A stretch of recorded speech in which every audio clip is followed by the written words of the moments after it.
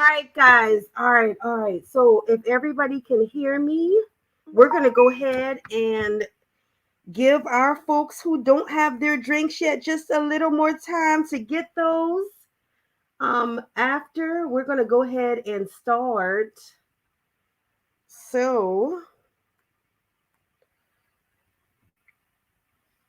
let's see here. It looks like this is about, let's see, what they sent me is about 51 pages long. However, guys, I think we're going to try to do this in, I don't know, I'm going to let you guys decide. If you want to do it in chapters, we can, so that we're not going through the whole book tonight. Or just to let you know, it's about 51 pages, it looks like, but 50 in writing, maybe 48. First chapter is called The Last Girl. And let's see here. We're gonna go, baby. Is there anybody in here that would like to become a mod? If just let me know by the end, because I'm pretty sure we're gonna have some trolls to absolutely join us this evening, and they might get on you guys' nerves. So first chapter, girls, The Last Girl. We are on a go. So the last girl would have sent me to rehab had the relationship not ended when it did. I have never done a drug in my life, but I had such a high overdose of toxicity from this relationship that I'm still dealing with the effects to this day of being so heavily engrossed with bad energy for an extended period of time. I do know that those are 5 years of my life that I'll never get back. My mental health was so chopped and screwed that I was at risk of fully losing myself because I couldn't even trust the person that was in my head helping me to function. It was most certainly didn't prepare me for my future relationships, and at the time, it only showed me I was too weak to leave a broken relationship that I knew was failing after the first year.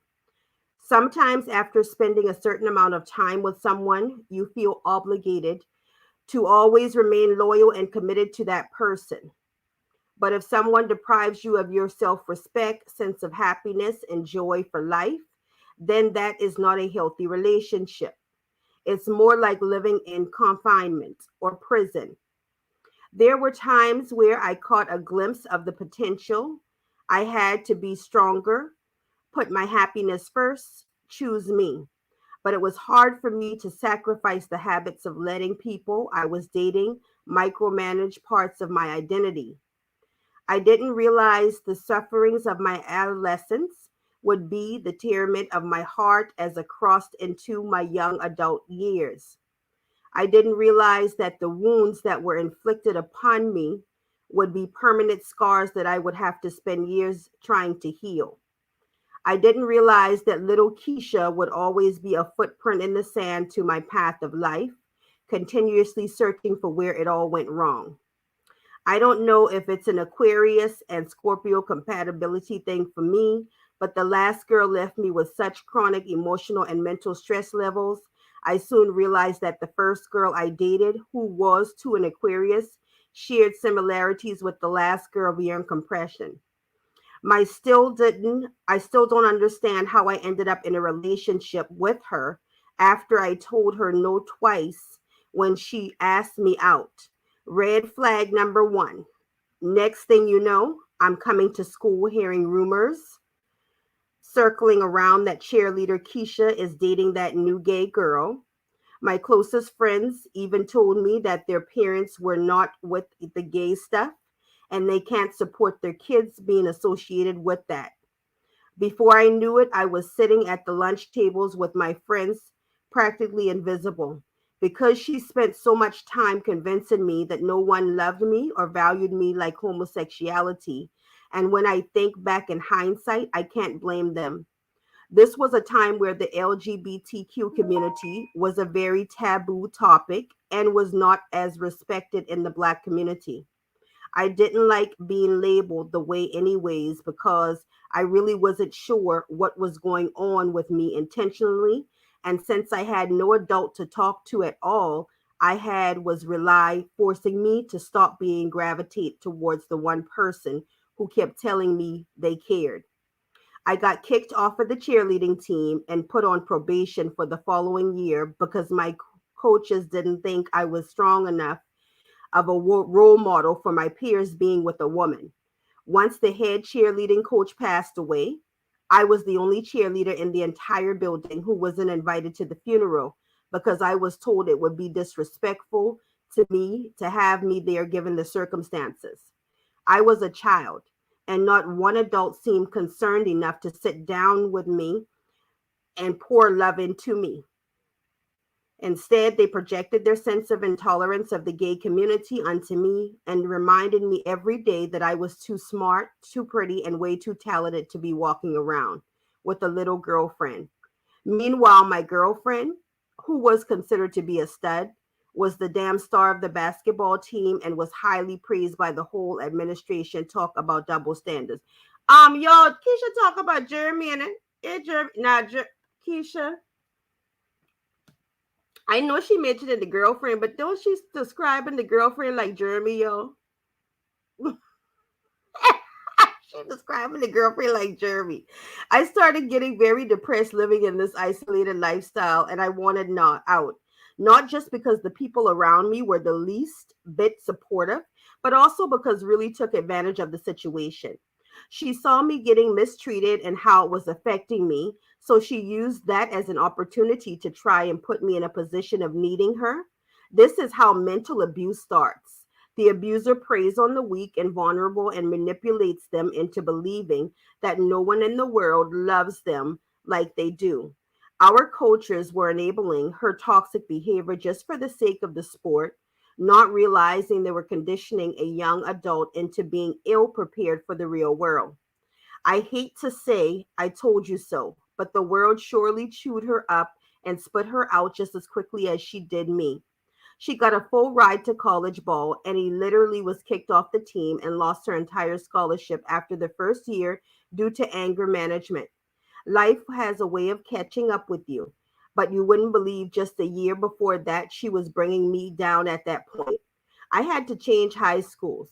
Yes, after she called me into the bathroom during one lunch period and literally had me and her basketball friends punch another girl in front of me, threatening the girl to never look my way again.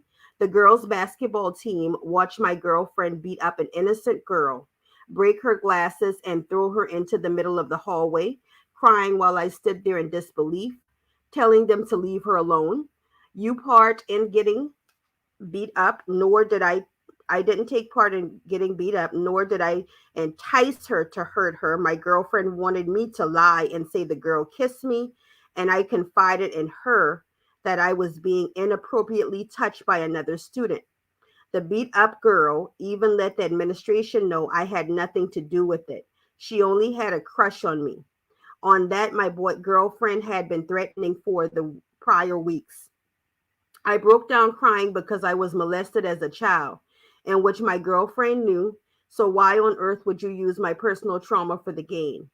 I had a perfect record since kindergarten, and just like that, the vice principal said that they were suspending me for being in love triangle. I really couldn't breathe when he looked at me in my eyes and asked me, "What has happened to you, Miss Anderson? You used to be well known as one of our best students, and now you're just so lost in this gay world that you're falling apart." Once again, I was 15 years old, a child, and no adult handled the situation appropriately. I looked him in the eyes and pleading with him that I knew nothing about it and even tried to stop it. And because I was in a same sex relationship that he so desperately wanted me to get out of, my words fell on deaf ears. I told him to roll the cameras. I offered to show my text from her luring me into the bathroom, telling me she just had to give me something. And next thing I know, her coach was right around the corner co-signing for Relly. That I confided in her, and she had been holding it in, and it was affecting her on the court. And I too should have punished. I think she mean I too should have been punished for not speaking up. None of this shit even happened, but luckily my dad came up to the school and was able to speak with the principal and took the suspension off of my record and told me to just take a day off from school. As in a take a day off process your sexuality and please show back up with a change in heart. My teachers made it seem like I was running an entire life by being a lesbian and spoke to me as if gay people were so sinful and they knew I was above that lifestyle choice. They caused me to be scared, vulnerable, embarrassed over and over, and especially intimidated, which ultimately led me to transfer to an entire new school district just to really have a clean slate. I hated being judged when my character had not changed. I was still in the top 10% of my class, taking all honor and AP classes, thriving on my sports team that I was a part of, and the only thing that had changed was me dating a girl that obviously used her sports credential to her advantage. The school wanted to win a state championship so damn bad. They didn't see how they were victimizing me as a child and leaving me helpless. The worst part was I didn't even want to be in the relationship due to the abuse. But I stayed to try to prove to everyone that I could still date a woman and be the amazing Keisha that everyone loved. I shouldn't have to choose a sexual orientation based off of everyone else's comfort zone. After transferring, I felt like I could finally be at peace. But after experiencing all of the pain I endured and not actually healing from it, was not the ending to the cycle of trauma. I was so conditioned to this abuse that she would stop at nothing to continue a promise, to change her mental abusive ways, and little did I know it would soon turn physical. At 16 years old, Relly took me to the mall, saying that she had a major surprise for me. We walked around for at least an hour before ending up in the mall's souvenir shop. Next thing I knew, I turned around and she was on her knee asking me to marry her. Well, goddamn. Goddamn. If every motherfucking body that get in a relationship asks Keisha to marry him, Keisha always with this motherfucking no. So you mean to tell me back in school, y'all around 15 and a motherfucker asking you for hand in marriage at 15, Keisha? At 15, Keisha? Oh, Jesus. We starting early, honey. We starting early. I hope y'all got them drinks, baby. I hope y'all got them drinks. I turned around and she was on her knee asking me to marry her. I didn't know if it was a joke or what because the ring was 4 times bigger than my finger. And the last time I checked, I was only a junior in my cheer routine in high school, whose only responsibility at the time was excelling with academics and performing my cheer routines. Now that I was back on the squad and thriving as captain, but I took the big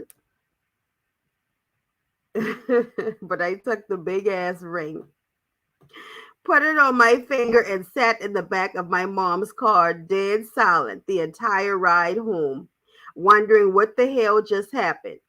Did I really just get engaged? Why did I let this monster put this ring on my finger? She uttered to me, "You belong to me now, and now I know you'll never leave me." The following month, she flew me to Chicago to visit her for school. She was, Lord, she was dead ass serious about this engagement because she introduced me to her coaches as her soon to be wife, and they had a courtside seat for me on the floor at the basketball game. Do you know, girl, I cannot. You know, I can't. I just can't. All I fucking try to get over that kiss. Girl, y'all better get your fucking cup. That shit is unbelievable every fucking time. Y'all, I cannot. Oh, Lord. Okay, y'all, we in La La Land, okay? And they had a courtside seat for me on the floor at their basketball game. Do you know? Right before the game, she left me outside of the apartment building in 5 feet snow for an entire hour in my Atlanta winter clothes. What is Atlanta winter clothes? What the fuck is Atlanta winter girl? Which didn't do my poor body any justice in the Chicago weather air. I cried and begged for her to let me in, but she told me she was trying to ensure I knew how to act and would appreciate the fact that she's always the one to rescue me when I need someone. When she finally let me in, she punched me in my mouth and told me to take a shower after I tried to beg her to fly me back home because I wasn't happy. From that very moment, I vowed to never put myself in a situation where I needed someone or had to depend on anyone for anything. As soon as we arrived at the game, I wanted to tell her coaches so badly what was going on, but quickly thought back to when we were in high school and her coaches defended her behavior every single time. We went out to dinner that night with one of her teammates, and once Riley got up from the table to gather her food, I tried to show her friend my lip and I whispered, "Please tell her to stop hitting me or hurting me." You can tell the teammate was caught completely off guard because she went dead silent as if she didn't have the right words to say. And so she said nothing. If that situation wasn't enough to make me run away and not look back, then you would not believe the next instance. I was accustomed to having no voice in this relationship. Loud, proud, and very local vocal, Keisha had been silenced because of the other people's insecurities. Once Riley got so upset when a boy told me I was pretty in front of her that she drove us to a truck stop in the middle of nowhere. She got out and dragged me out of the car. I don't know if she drugged you because you got drug as DRUG, or did she drag you, bitch? DRH. I don't know. Okay. Um, she got me out, drug me out of the car while I'm clenching the passenger side for dear life. She poured everything in my purse onto the gravel. What the fuck? So it would make it harder for me to fight back. I took the keys to the car and ran as fast as I could, Lord, to the first person I saw, a man driving one of the trucks.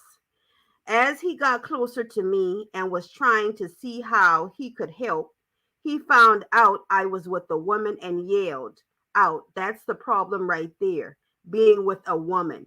God will send you straight to hell." I screamed out as he drove away and, really furious as hell with me, brought me brought me back to the car and reminded me that no one else in this world loved me like she did. I had to listen to her the entire ride home, reminding me that I needed her and I needed to respect her since she's the only person who truly cared about me. We eventually cut it off, but that's a story that doesn't even have space for this book. Honestly, part of the problem then was me for accepting this treatment like it was something I deserved. I was so broken at that time in my life, I continued to attract broken energy. My mom didn't want me to be a same sex relationship, so there was no way I could admit the truth of being abused to her. Honestly, I told her the girl was just my best friend just to be allowed to continue hanging with her. I was literally a high school functioning teenager who won state titles and pageants and spoke in school conferences. And in the blink of an eye, I was isolated from my friends and depending on one bag of chips to get me through the day. No one barely noticed me completely changing right before their eyes. But then again, mental health isn't responsive. Mental health care. What?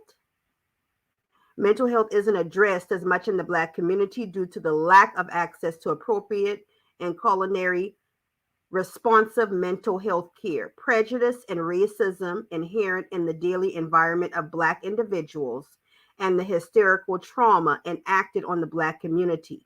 So that alone would make one scared to speak out when they need help, and others turn their heads to those that are suffering. I am a committed kind of girl, and if I commit myself to something, I'm going to stick to it through no matter what kind of obstacles I face. The sound that sounds nice on paper, but what good is it being committed if that leads to you being unhappy?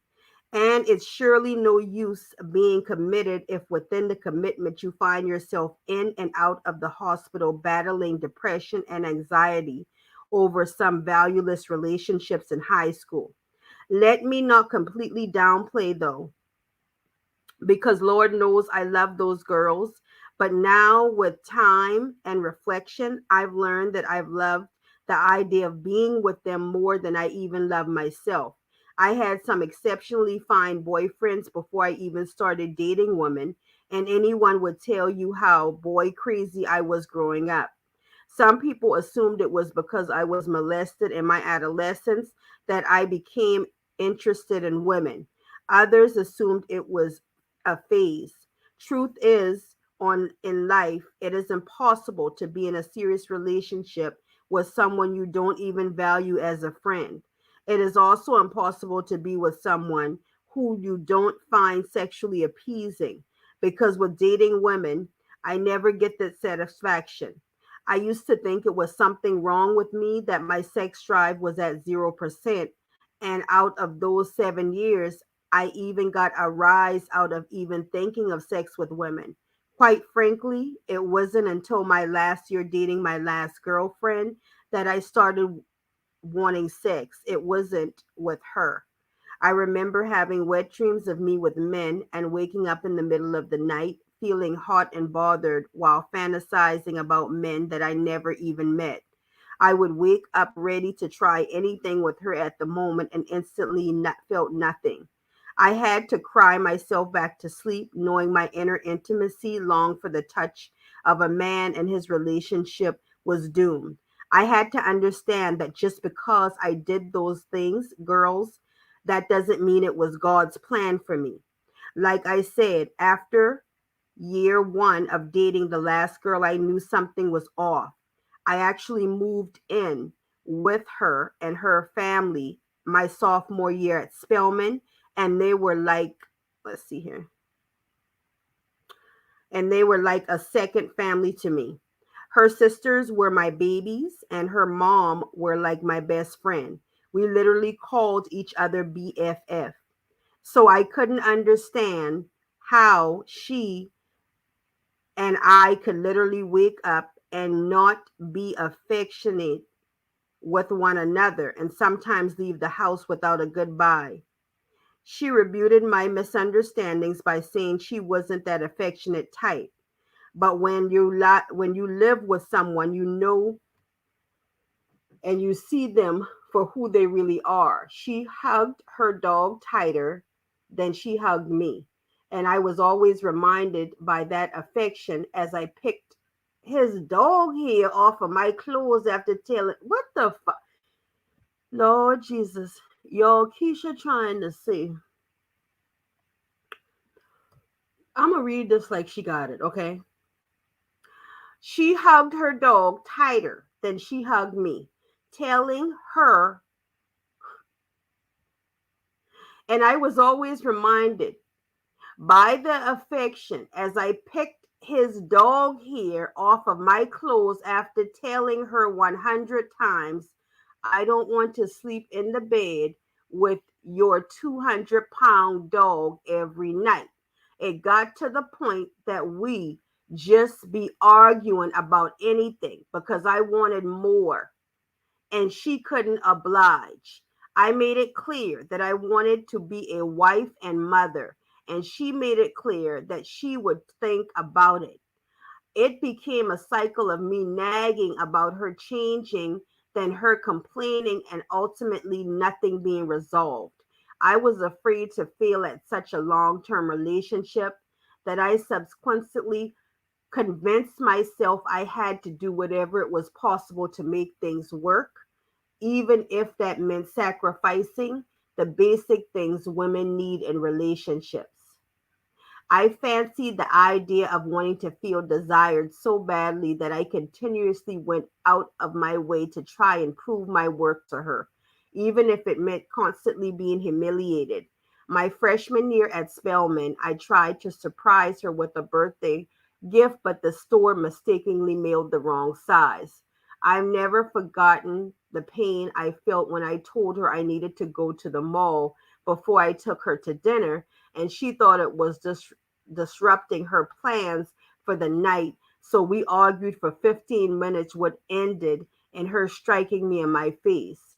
She said she was it was an accident, but I heard that excuse plenty of times before from my wannabe fiance Relly.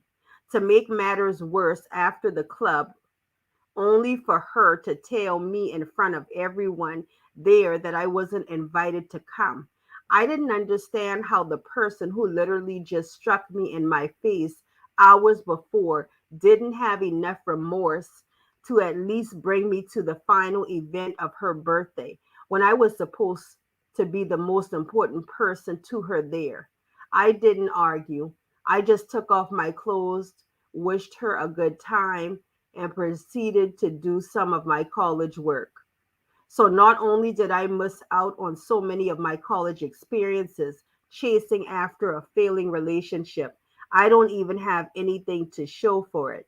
We broke up for a year because she didn't want to hold me back from what I deserved, she said.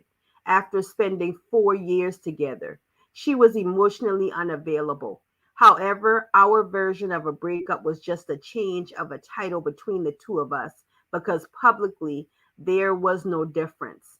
And since we were so public with our relationship on social media, we also had to deal with the public scrutiny of looking like a one sided couple. You know, the couples where the one person looks like they're in a relationship while the other person looks miserable. Yeah, the same thing you in now. We know what you're talking about. She was the miserable one. Damn, that's embarrassing. We did have some happy memories throughout the year, but I feel like most of those came from me sucking up my irritation from what our reality was and her settling. By year 5, we were both so drained. We had seek a counselor. I thought the counselor could convince her to finally get it right, and she just showed up hoping that I would be convinced to accept the fact that the things I wanted from her, she couldn't become. Ouch. It was like dating a damn brick wall, and there was no boulder in sight to help knock down those walls. All I kept bringing up was why her ex girlfriend was harassing me in my YouTube comments, telling me that they were secretly sleeping together. I was heated and distressed because one thing I do not play about is my image, and I don't need the world getting a rise out of the possibility of her cheating on me. She brought up things like me not accepting that she no longer wanted to support my YouTube career and me not knowing how to let things go, which was true. I definitely had a hard time letting things go when things hurt me deeply. It's crazy because over the span of the 5 years, I can't even recount the numerous times I cried myself to sleep because she was so cold hearted to just the simple things. Me going to college was the worst thing for our relationship because that was the first time I was around men who didn't personally know me or her, so could care less about our relationship. Any male friend that I made, she personally messaged and told them I was taken and not to contact me again. She internalized me, making friends as a character flaw by telling me continuously that I had no business having guy friends if I was in a relationship with her. Slowly but surely, I distanced myself from pretty much all guys except for the ones my friends dated, which I hate to admit was probably in her best interest. There were a lot of men who were interested in me, and I'm not going to lie. Sometimes I grew curious on what it would be like to actually be with one when I used to hear my friends tell me their stories about the passionately making out with guys or their sexual things they were doing. But any inexperienced virgin ears knew what ultimately I had to remain loyal to my girlfriend, even if at the time she wasn't even being loyal to me. That's exactly why I had no business staying in a relationship with someone I couldn't even trust. She was so worried about keeping me to herself, but had no problem having her little side fling. It's like both of the women I dated wanted to keep me locked up and out of the reach of anyone who would allow me to see a better option. They always reminded me how special I was and valued I was, and that one day they would get to it together and be ready. I never honestly believed them, but I guess a part of me wanted to have hope that they would change and just be better people. Do y'all see all those red flags? I definitely did at that time, but I guess the flags were not red enough for me to be fed up and walk away. Well, shit, the flags, these them shit still ain't red. They're still on fucking blue to you because you ain't seeing the new shit, and it's a different book.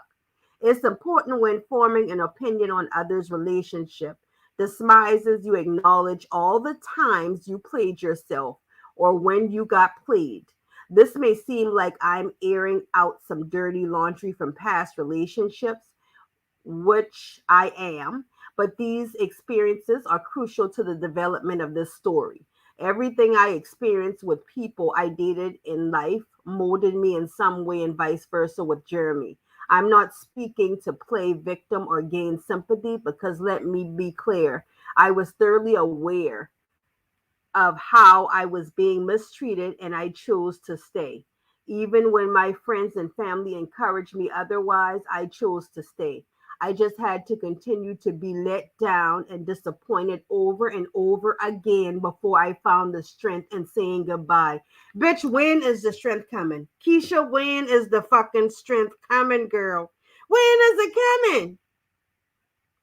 When is the strength coming, girl? So, how does one come to the conclusion of staying in such an unhealthy, toxic relationship when you know they deserve so much more? It's actually more common than you think. 3 out of 5 women all can recall a time when they stuck around in a relationship with inconsistent forms of healthy boundaries.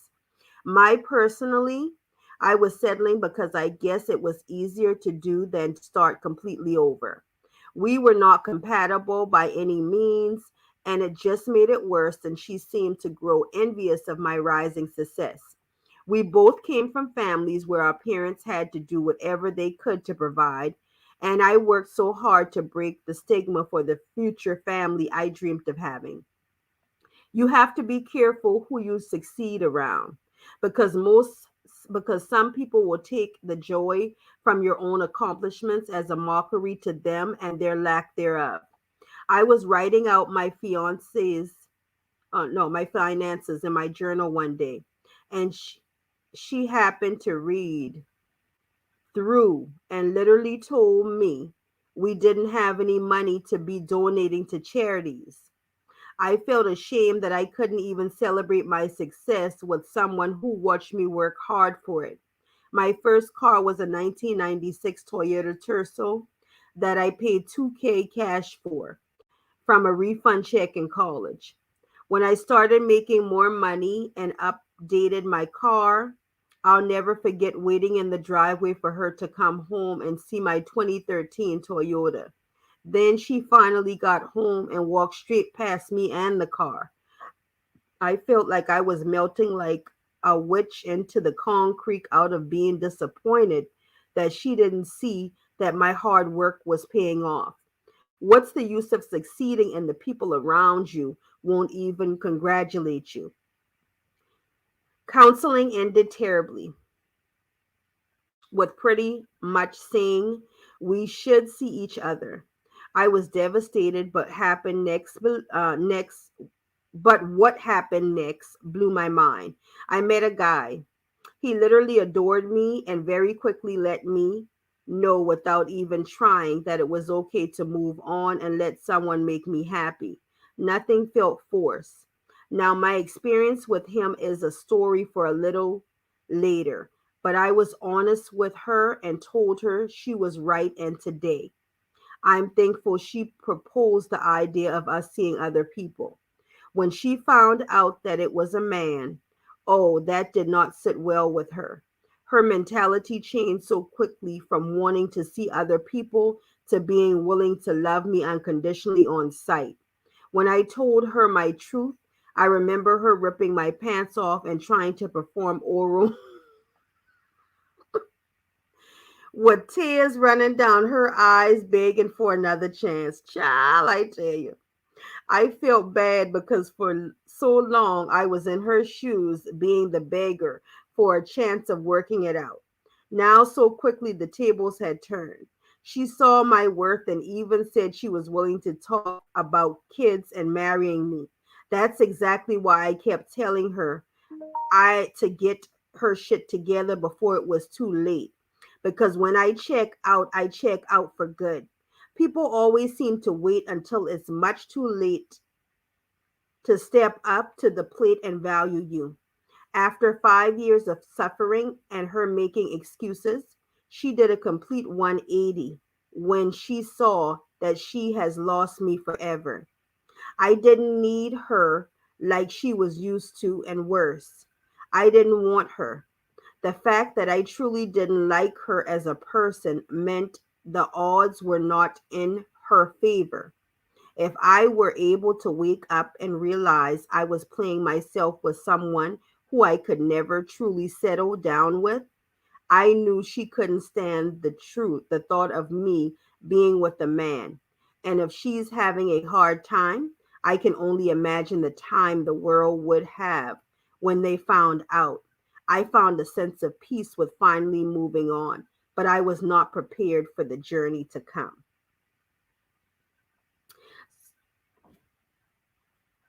All right, so next, this is supposed to be Jeremy's part. Okay. The last girl changed my whole perspective of a woman, or at least how to appreciate the good ones.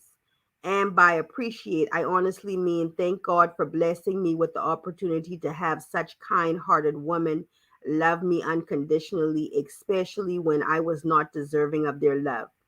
I had only been in two other serious relationships prior to her, and both times, although my heart always wanted me to do the right thing, my mind couldn't actually allow me to take it there.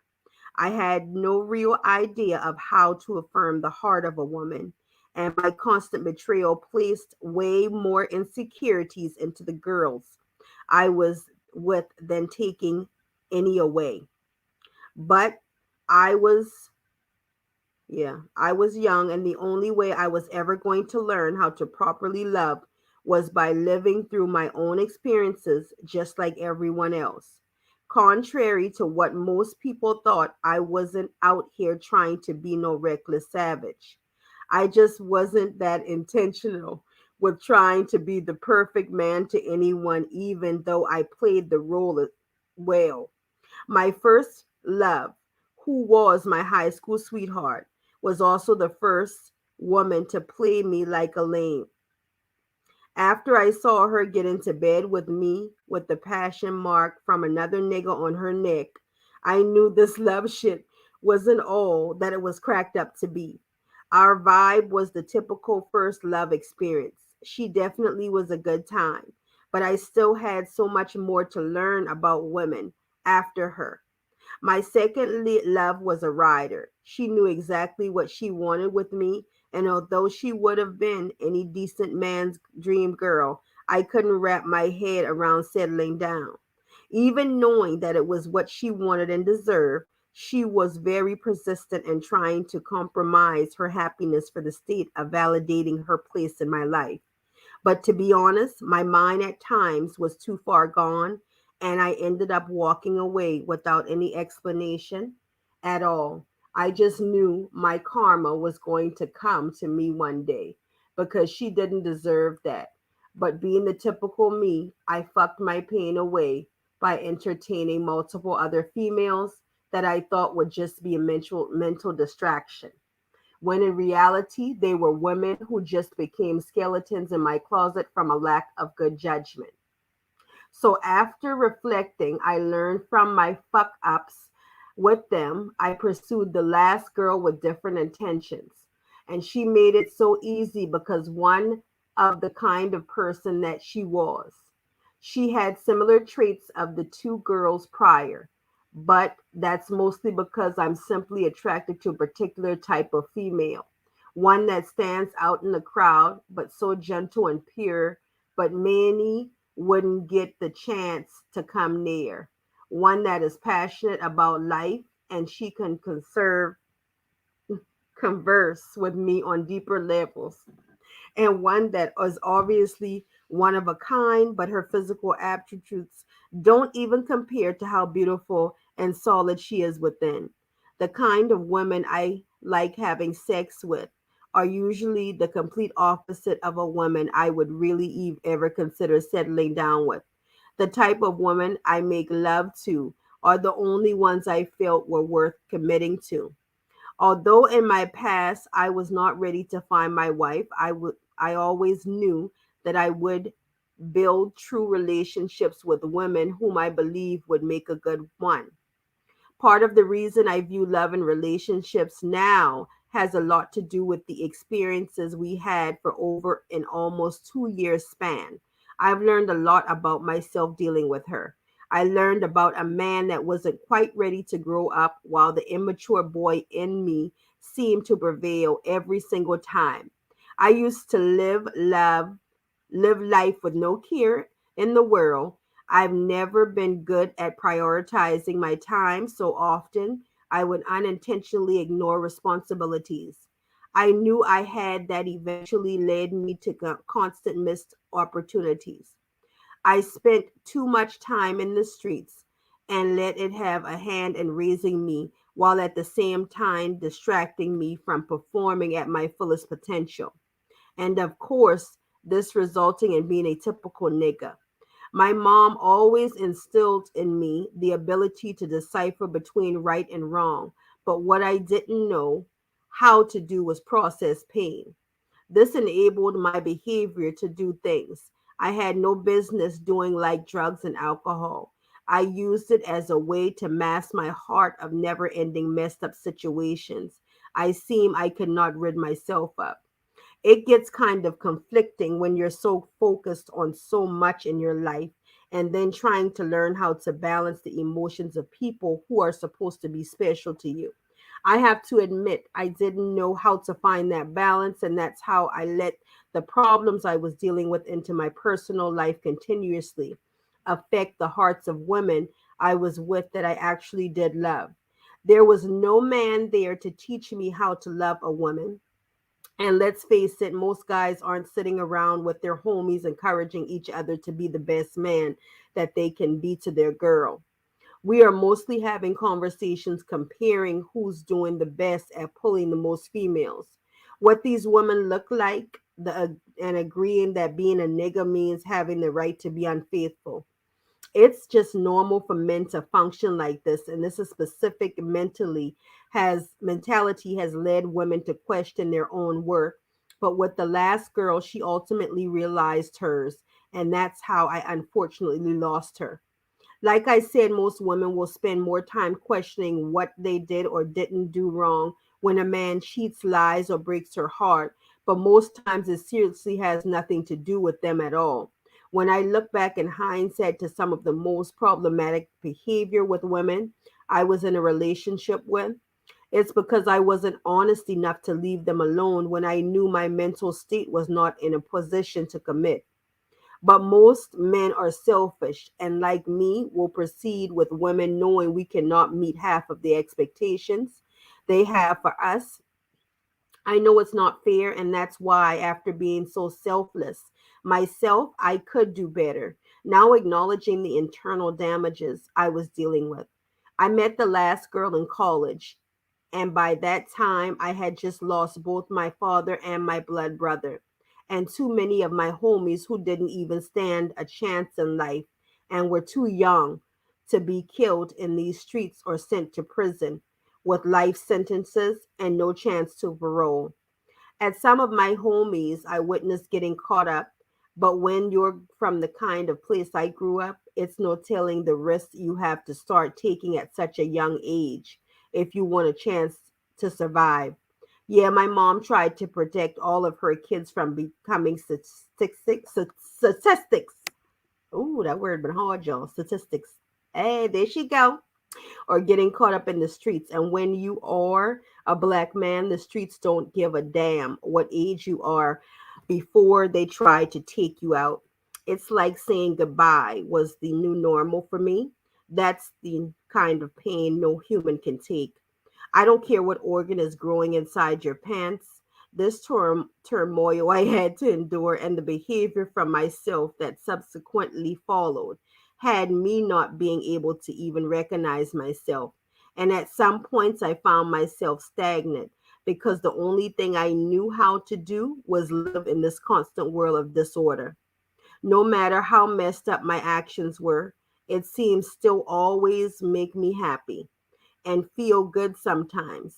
Deep down, I knew my intentions were always good. So if you ask me how I lost the last girl, I would tell you to look in my life, see that I'm used to losing things, and my life up until used to using things, and my life up until point of okay, some kind of mix up right here, okay?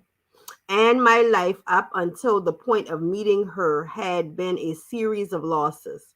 Women are complex beings, and men, as especially at the time in my life, didn't indulge myself in thoughts and surpass the traditional standards of relations between men and women.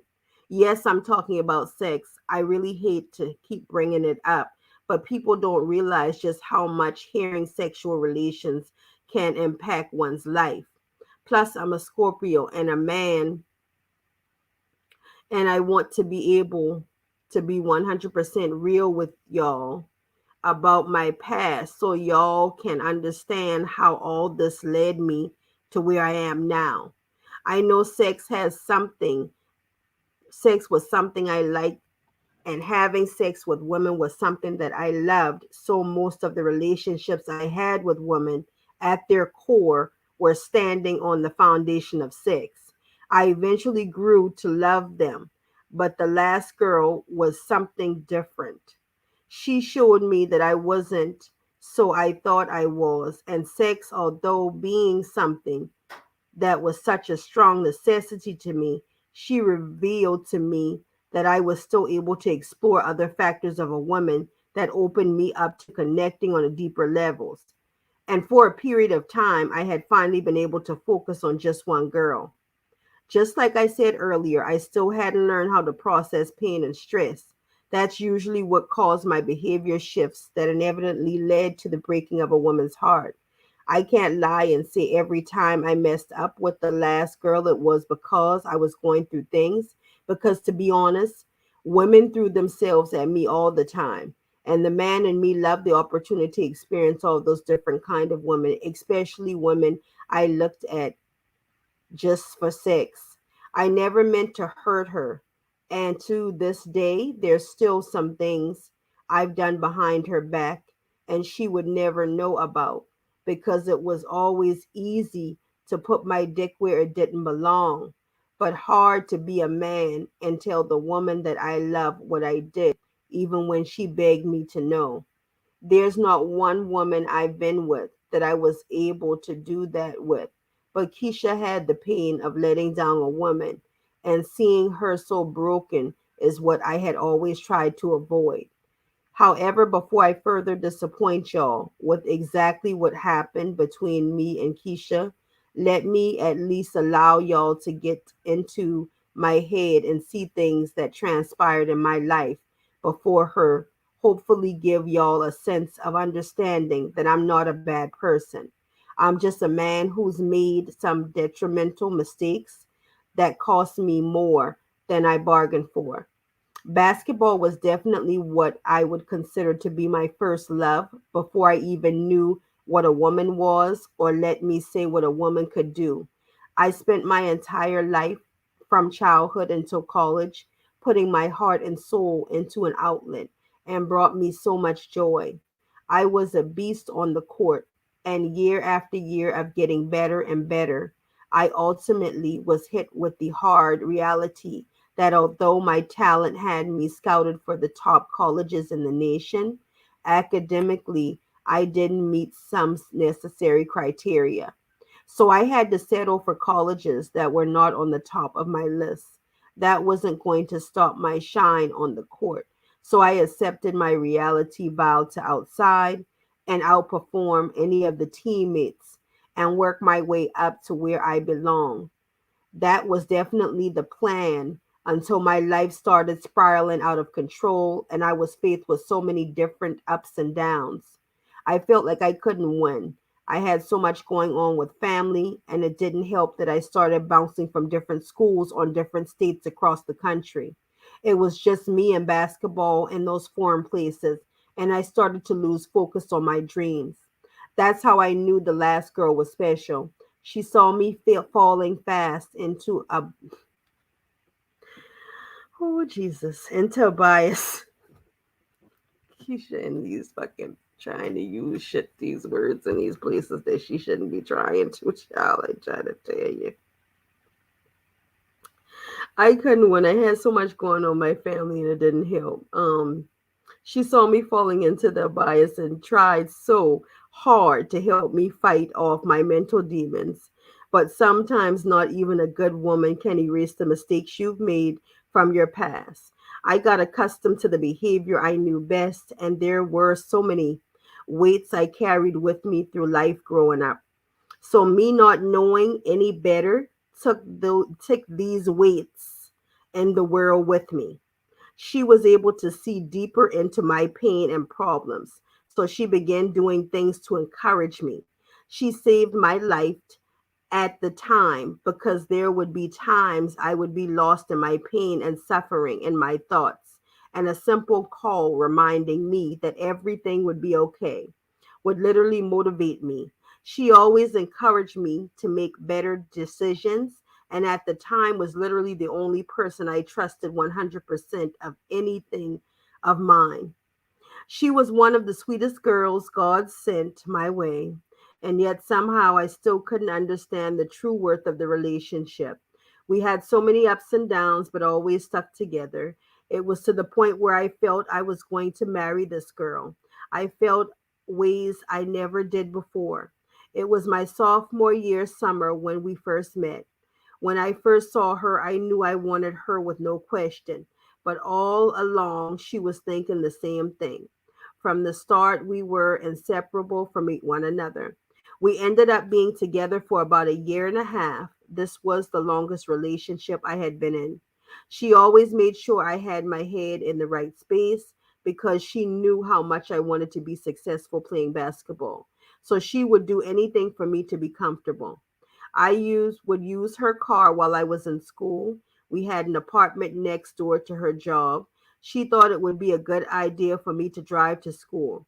She was the first woman who truly showed me what it meant to be selfless in a world full of selfish people. Although it was convenient for her to get to work in Georgia without a car, girl, you let Jeremy drive your motherfucking car while you walk, bitch. Listen, you meet Jeremy as a bum, right?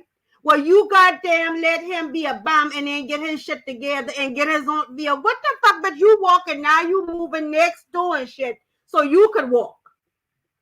Girl, make it make sense. I trying to tell when I saw the 25 gift shit in that other book, I didn't know Keisha was doing shit out of fucking order. This bitch is always out of order. All right, moving on. Oh, Jesus. Girl, this bitch is walking while he drive, honey. Ooh. Although it was convenient for her to get to work in Georgia without a car, the fact that she was willing, let me drive. That's what she said. She so willing. Let me drive her car to a whole other state so that I could be less inconvenience showed me a lot about her character. That should show you that you could use the fuck out of her, Jeremy. Just stop it. It showed you that you had a fucking user and you were ready to run with it. I would stay for the whole week, then drive back home every weekend until school ended. That's how much I cared for this girl. There were some long 6, 7 hour trips. I would stay home all weekend and leave Sunday night for school on Monday. Every weekend we would be the best days. I would look forward. Hell, sometimes I just wanted to see her before I even wanted to play a basketball game. We had some of the best sex ever. The things she used to do had me amazed, and the sexual chemistry couldn't compare to any sex I had with any other woman before her. We would have sex all day until the cows came home, and you know what? The cows never came home. Anyone, we couldn't keep our hands off of each other. Our bond grew so intense. I just knew she would be the mother of my first child and later become my wife. The kind of man that I am, I just knew subsequently that eventually things would start to take a turn for the worse. Not because there was anything wrong with the kind of relationship I was in, but men have the ability to fuck up a perfectly good thing all for the sake of some ass and titties. I was doing shit that I knew would break her heart and make me appear to be less of a man, but in reality, I couldn't shake off my urges. I would start to do things I know I had no business doing. School started to stress me out. I had so many issues back home. One of my closest friends got killed. I started failing most of my classes and was in jeopardy of losing my scholarship. So I started partying more and getting involved with other women to cope with the things I was going through. This drives that I used to make to see her just seemed too long all of a sudden when there were needs that I needed fulfilled quickly. Or maybe that was just the excuse I told myself to accept my behavior as a good excuse. It made me feel good for the time being, but I didn't see the effect that it was really causing in my face that I didn't realize. That school year ended at Southern Illinois. I then packed my things to move back for the summer in hopes of finding a new school. I then got an offer from William Penn. I wasn't sure what to expect going there. I'm a city boy from Atlanta, going to school in a small town in Iowa. She was there with me through that process as well. Despite everything that had transpired in the previous months, she stayed loyal to our bond and never left me hanging when I needed her the most. Without her, I don't think my transition would have been as smooth. Shortly after a few months there, we started to have problems. Due to some of my past mistakes, it came back to haunt me. By the time she had had enough of me, I couldn't blame her. So she broke up, and it was one of the hardest things that I went through. She was really my friend that I lost, and I said I could not get her back. So I tried to get my mind off of her by locking in with my schoolwork. I stayed in the gym extra hours and used that time to better my skills. I tried to do so many things to keep my mind off of it, keep my mind off of her. In late October, me and my roommate threw a party. Some students from the school were a little inebriated and did not know how to control themselves. The party was at my house, so I had to protect my land. A student came to the door being extra loud and obnoxious, so I told him to stop or he had to leave. He then had some words to say that were disrespectful for me. I hit him in the face and beat him real quick. So long the story short, I ended up breaking my hand. That unfortunately cost me the beginning of my basketball season. I needed surgery, and there was only one person I wanted by my side at that time. So I called her to come to be by me, and she came. I was so happy. I felt like it was hope again. Even though I didn't know if I truly changed myself, I guess that I was selfish mentally I had all along. But after the last visit, things were never the same between us. That was officially the end of it. I had to just accept it. Once again, taking another loss, my mind was so longer open to forming any other serious relationships. I've spent so much time wondering, could I ever find another girl who could be as special as her? Could I find someone to love me just as passionately and consistently? And then Keisha came along just in time for doubts to diminish my reality. I think that was a made up story, and I think he was using Keisha car to get back and forth to school. I think they're trying to implant another female like somebody else, but I really think it was Keisha shit that he was driving. Okay, I think that they tried to somehow milk a cow with that one. Okay. I really do.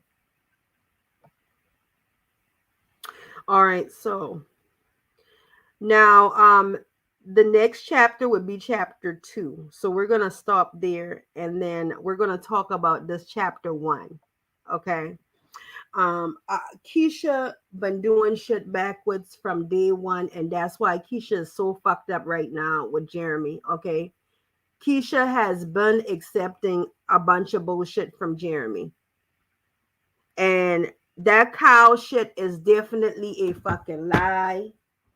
Um, but not only that, I believe it was her fucking car that was being used for the back and forth. Because if you ask me, Keisha seems like she always need to have somebody in her fucking life. She don't give a damn if it's man or male or female, to be honest. She probably act as if she wants to be with a woman or she prefers a woman. But in all reality, Keisha don't care what it is as long as she can force the person to love her.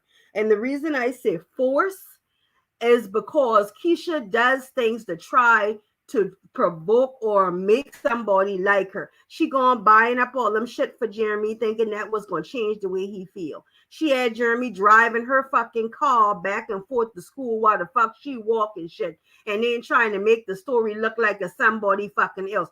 Keisha, you is Jeremy's sugar mama. I don't care how you want to chop that shit up. Jeremy saw you as a fucking scapegoat. He still see you as a fucking scapegoat. And that's why he is still using you. This don't have nothing to do with him being a damn Scorpio. Like I said before, Jeremy is going to like what the fuck he like. And that's just all it's going to be. Keisha, you delusional. And I think you actually wrote both books, honey. I don't think that Jeremy actually even worked on this first book you got me reading right now. I really think that all of this shit was just written by you. It all sounds like you in some type of la la land place. Like you're not even down here with us. You're not even fucking down here. You're just going somewhere and off all the time. I mean, come on now. Keisha, Jeremy ain't wrote none of this stuff. You wrote everything. This is all you. This is all you, girl.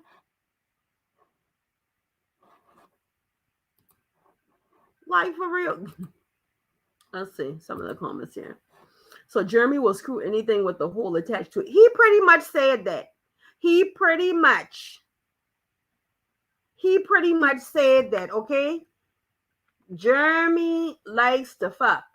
And either Keisha gonna be doing the fucking or he going out and he is going to fuck. That's all I heard from the first part of this book, okay? Jeremy needs to always be screwed. And so therefore, I'm not gonna say that this is by far the first time. I just think that when Jeremy had a baby, then Keisha them had to come out and start telling people about all this shit. Because at the end of the day, Keisha never even mentioned this shit before. Keisha is straight up dealing with the fucking bum. And sitting up there loving it. Jeremy is a fucking bum, girl. Jeremy is a bum, Keisha. This is, girl, you need to, girl, bye. Girl, you done wrote all this shit your damn self and then sitting in it. It can't be no spell check. He ain't even doing nothing. He ain't doing no spell check or neither writing nothing. He just splashing every fucking way. Left and right. Anybody he could splash and he's splashing. That's why he wanted his damn name changed. Keisha, I know you, girl. This is like shameful. I mean, seriously. Girl. The title of chapter 2 is called And Then There Was You. So that's we'll read that portion. I'll go live again on tomorrow, and then we'll read that portion. I think we're gonna chop it up so that the live, but the last live was like 2 hours, so that we'll get a chance to actually talk about the each chapter in this book. Keisha is in love with Jeremy. Keisha seemed like she has always been in relationships where she has been the only person in the relationship. If y'all hear she talk about the girl really, okay? She is always feeling like she is in these relationships alone. But these people supposedly so much love her. They all wants to marry her. Everybody gets down on their knees for Keisha now. Everybody is proposing. And honey, it appears that Rayleigh's ring was bigger than the ring that must be Jeremy could afford with the last $7,000 supposedly, because Rayleigh had the biggest ring that she ever seen. So Jeremy, I hope the fuck you coming with it whenever you coming. And at the end of the day, I really, what court case? Who has a court case? What's the court case for? Her mom. Yeah, Jeremy is a user. What is Keisha mama going to court for? Definitely Jeremy is a fucking user. And I don't and it seems like Keisha just like to be used though, because it's not, I don't even think Keisha is not at Keisha knows she's being used. She does. I think Keisha used Jeremy to have those children. Keisha was begging a female, even though the girl was a stud, y'all. Keisha was literally begging this girl to have babies that she know the fucking girl couldn't even, the girl couldn't help her produce the babies. Okay? She has been begging for rings and babies in every relationship. She might be running the fucking people off.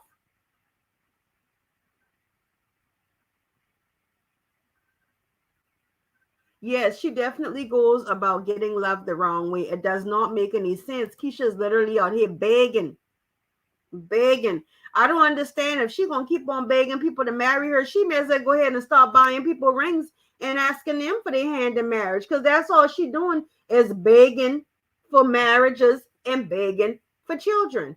And that's why she feels she's stuck with Jeremy. She pretty much had children with Jeremy because that's something that she been wanting. That's something that she's been hard up for in life.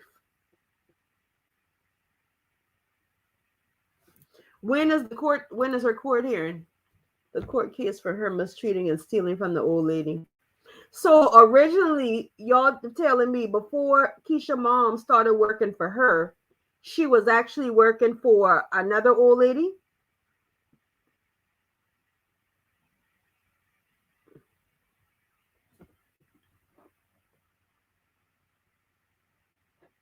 That's why I said, y'all, Keisha might as well marry herself. We already know she gonna pay for the ring when she get it. And I think that's why they're trying to say they're gonna hold off, because Jeremy got to be doing something before they go and they buy that ring. Because everybody gonna be saying that Keisha bought the ring if Jeremy still ain't got no damn job. So unless Jeremy is actually doing something, then ain't nobody buying no ring yet. Oh wow, they press charges on her. 8 years probation. Girl, that's a hell of a long time, boo. Good thing she old. Hopefully she ain't gonna do shit else. Because baby, 8 fucking years on probation. That's a long time. Oh, okay. So her mom was a registered nurse. Oh. So was she, but how could she steal if she was working in a hospital setting? Was this like a assisted living home or something? Or working for a private family? Well, I'm pretty sure she would lose her license too.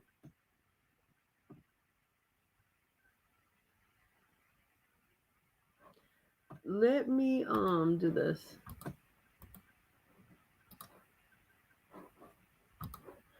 If any of you guys want to come up and talk, you can as well. I just put the link inside of, did it go? Let's see.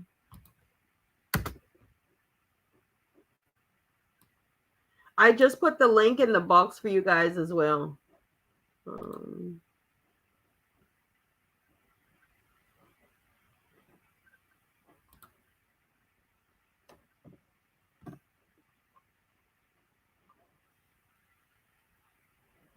Girl, I didn't catch Keisha last night, girl. What the fuck she's still talking about Ashley?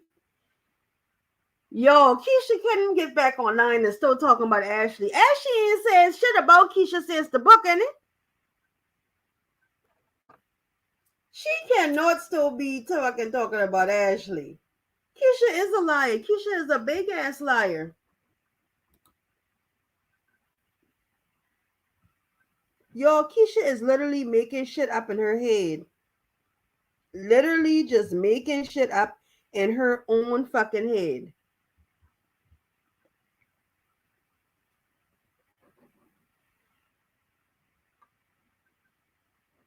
Oh, it was a private family. Yeah. That's exactly what Keisha wants to be like Brit. Keisha wants to be like Brit. She whether she want to admit it or not, Keisha would absolutely like to be like Brit on this. Okay. At the end of the day, I do believe that Keisha indeed, yes, would like to be like Brit. She wants the family. She wants the vacations. She wanted the children. That's why she went out. She started having children. But the thing is the person that Keisha started trying to do shit with. See, her and Jeremy is not on the same playing field. They're just not.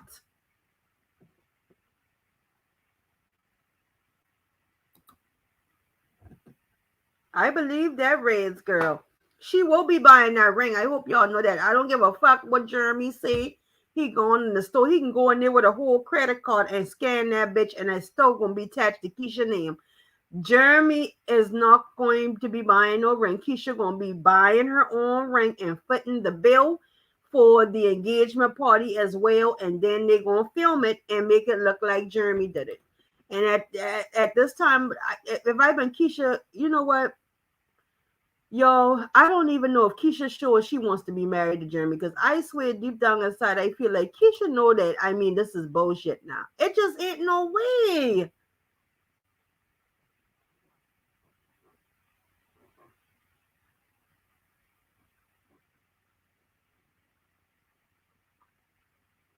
So did she mention that her mom was going to court, or how y'all find out about the court?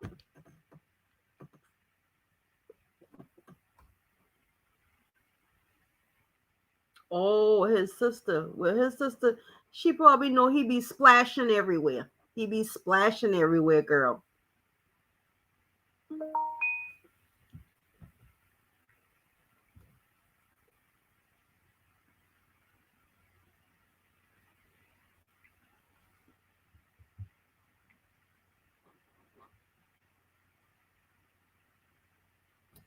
All the books should have been free. The first book should have been free, and the second book should have been free as well. Keisha know good and well she ain't been doing nothing but telling people what she had already told people. And half of the shit, all she doing is making it up. Okay. She wants to be in a fairy tale so bad. I don't know why she ain't going for a lifetime movie instead of selling these damn books.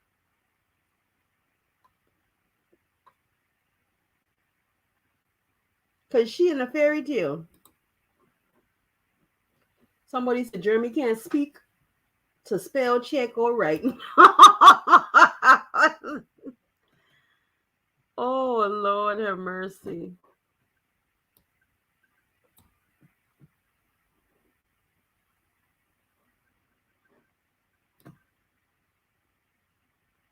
So is she trying to say her and Jeremy start messing around after college? That's what she trying to say. Somebody said the cows never came home. That's what she said, girl. The cows never came. To me, he is a failure. I don't think he going to work on nothing. I think that Jeremy is going to continue being Jeremy, and Keisha is going to continue accepting what the fuck she is getting. She's just looks like she's just not going to be looking for anything else or anything better. Jeremy is just it right now. Keisha is just sucking Jeremy big toe like no other.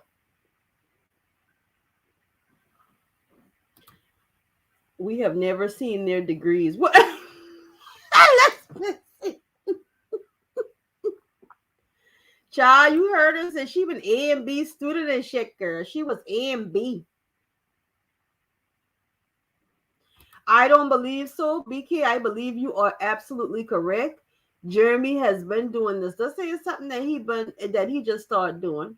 Keisha just been a big hit for him. See, when he started because Keisha had that YouTube channel and all that, and she probably was discussing what she was getting too around him as well. So he knew where to clamp on at. I'm pretty sure he was getting all that information. Shit, he been using them people calls and shit, using their calls and going to see the next heifer. So Jeremy ain't gonna slow down, child. That's she not gonna get it.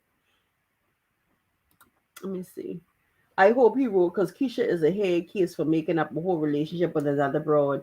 That's what I said too. Because who the fuck is Rayleigh? Had she ever given y'all a girl's name? Well, I'm pretty sure she probably had mentioned it. Because I wasn't watching her back then, so I don't know. Oh, she said Shanita said he found a sucker and licked. Child, and Shanita better know he's still licking too, child.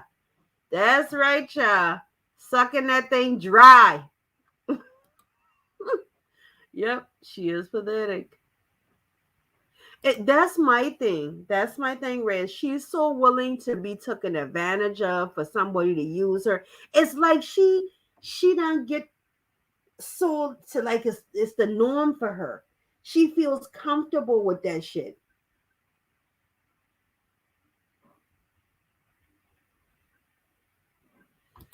Elizabeth, she said she left him when she found out Jeremy was it. I don't even think if Jeremy didn't men, I still don't think Keisha gonna turn. Keisha ain't turning her back at all. Even if he didn't men, she ain't turning no back, girl. She gonna be like Jeremy. Let's just go ahead and work it out. Let's just go ahead and get through this, okay? I mean, but you just keep on embarrassing me over and over again, and knowing these people saying this, these people saying that. But Keisha ain't gonna give up, girl. She gonna be trying to fight him too. She gonna be trying to fight the new boo too. Then you'll have her out here writing a third book. All along it was him. That's what the name of the book gonna be. All along it was him.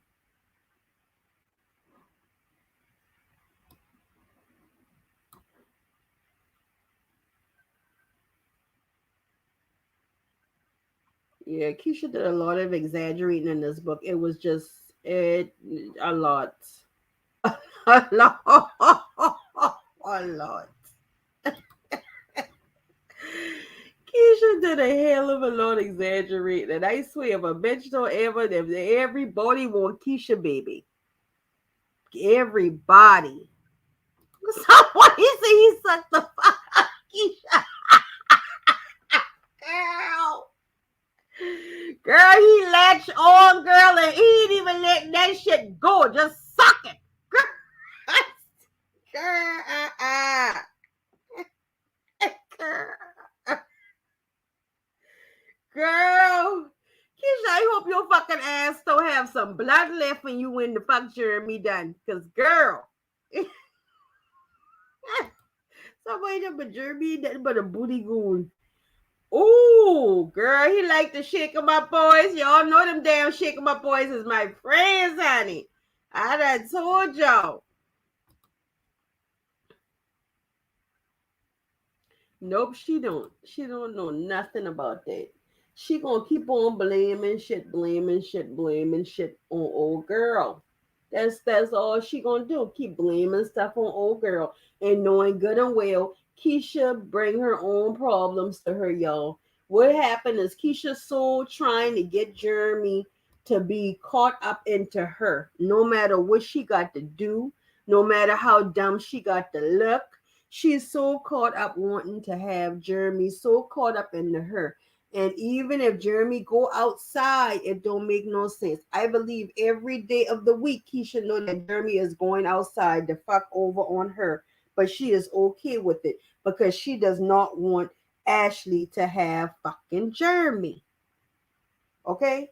She don't want Jeremy to be able to call Ashley like he been calling Ashley before.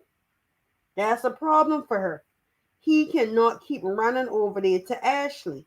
Now, had this shit not transpired and kick off between Jeremy and Ashley and the baby, August not showing up, child, please, Keisha would have still let Jeremy and Ashley probably be around each other. Had this not grew into some type of relationship that Ashley and Jeremy was moving around together more than they should have been to, Keisha would have gone right along and kept on going right along with everything. She wasn't going to change anything about the situation. Shit, even Tin said, "What's love got to do with it?" Um, and she fucked act up. Keisha's dumb ass ain't rapped. I'm telling you, Keisha is first local. The girl is low. That girl is local, honey. Okay, and Keisha is living some type of fantasy world, girl. Wouldn't y'all love to see what's inside of Keisha head? Nothing but pink flowers and shit, and her and Jeremy just running around, and the kids just. I wouldn't y'all like to see what's in her fucking head, like, girl.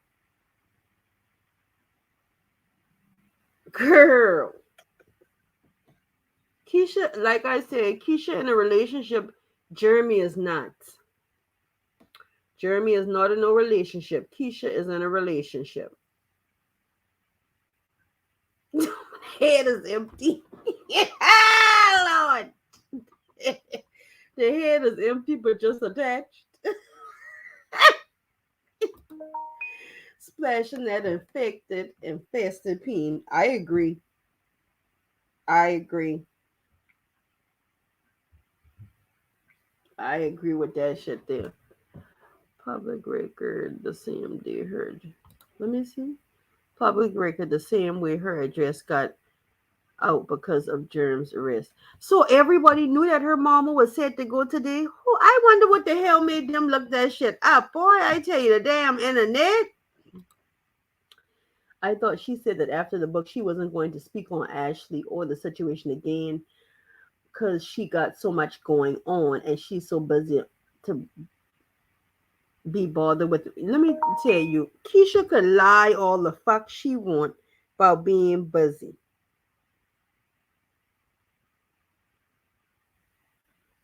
She could lie about all she want about being busy. But Keisha know good and well her ass is not fucking busy. Okay? Keisha sat there the other day, y'all, and lied and said, what happened, y'all? A fashion overhaul or something? And lied and said that was a haul and then end up telling y'all in the same motherfucking vlog that she purchased the shit. Now, where she booked and fucking busy at is why we won't know. Where?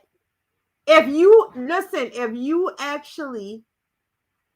if you did something for a God, if you collaborated, that would have never came out of her mouth about the purchase. If she was collaborating with that fucking I think it was Fashion Nova, y'all. And then did y'all see what vlog that is? She had on like a night shorts and a top. Y'all see that she had them try to buy a pink hat like what Ashley had, that pink hat, the one that sort of leads down towards your face. I said, look at Keisha ordering the same shit that Ashley done got now.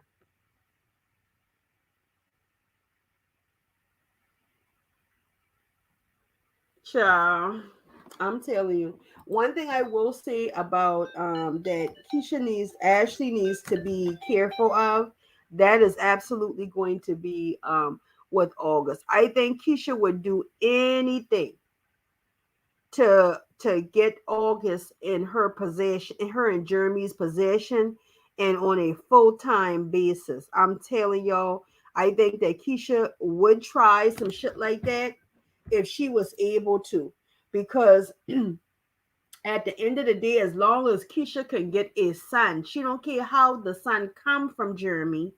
As long as she could get him, then she won't even have to have a baby. But I think that that's her intentions. I think that literally Keisha wants to try to get August living with her and Jeremy.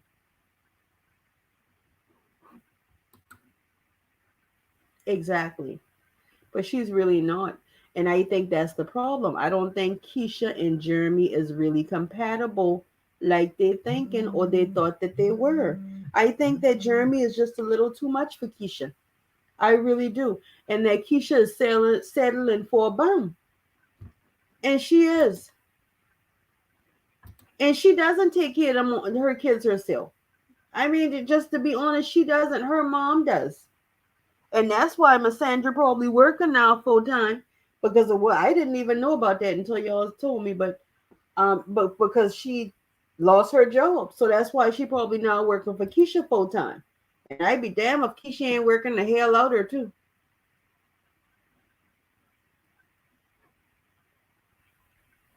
I believe that I believe that Bella baby sis. I believe that she did. There are several things now I see that Keisha tries to jump in that you pretty much would see Ashley in it, or a particular type of dress that you would see Ashley in, you will see her trying to throw it on now. It's like she trying to put up this facade of somebody that she isn't. Let me see. Jeremy is not on August birth certificate, so good luck. And Jeremy has way too much shit going on to show up in court. I agree with that. I agree, CC, but at the end of the day, I also think that, with Keisha and her slick ways, I really think that she would try everything in her best to try to get him over there full time with them. So, what a girl, what happened today? When that was today? She's in those fucking white cowboy boots. Keisha just showed. When that was today, y'all, when she showed the boots. Girl, I didn't even see it. I didn't even see it. I didn't see it. Lord, what she saying? She gonna wear the boots at y'all? What outfit she got to wear the boots in? Y'all know she be Saturday. Lord, Keisha, called jam, girl. You are something fucking else, girl. Keisha, called jam or something else, honey.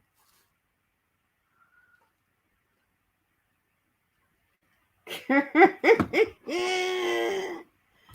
me see. Ashley will be back up and move back to Chicago before they can get her baby. Yeah, I believe Keisha have Jeremy down there trying to get papers together. But that fake attorney, the attorney must be the cousin, I guess. Because I don't, that lady talked on that phone one time. That must have been a cousin.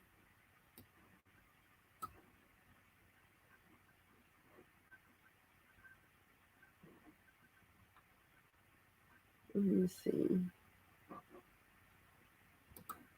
You're right and stuff, though. That is correct. The whole story is a fairy tale, a big ass fucking fairy tale. Keisha do watch too much TV. I wonder if Keisha be reading tarot, and that thing done got Keisha fucked up.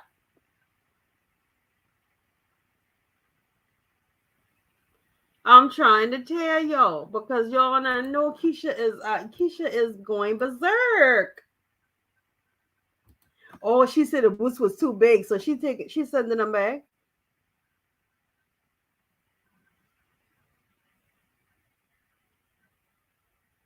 I think so too, Bella. I do think that she is trying to hold. If you notice in the book, there was one person where we was reading about everything black, this, black, that, and black family, this and that. I think that Keisha does. She does want to hold a certain image, and she wants to make it look as if everything's healthy. For one, I don't understand how she keep trying to act like she healthy when everybody know that the relationship ain't healthy. First of all, Jeremy ain't really doing nothing for nothing. Jeremy ain't even vlogging no more. He ain't hardly in her vlogs. And then he ain't using the channel the way she thought he would use the channel when she gave him that channel. Because I hope y'all know, Keisha thought that Jeremy would be posting on that channel, you know, and getting stuff going as far. But I bet you that even backfired on her. She probably gave him the channel, and now I get pissed off that she even give him the channel.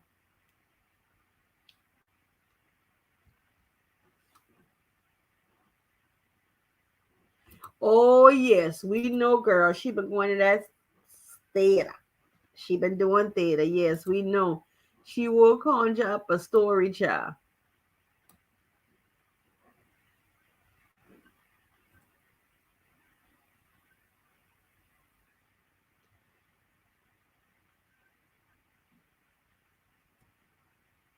Somebody said he should be talking to Miss Cleo about her future. Not Cleo. I believe that they would go to Jackass University. See, what happened is when Jeremy was supposed to go and play ball, what that was out of the country, Keisha should have let him. Keisha should have let him. Okay. She always wants to be tied to somebody because she always wants to know the business. She always wants to be in the business, is the problem with Keisha. That is her fucking problem. She wants to know the business and she always want to be in the business. And that's why she ain't let Jeremy go and play ball like he said he was going to play goddamn ball. That's what it is.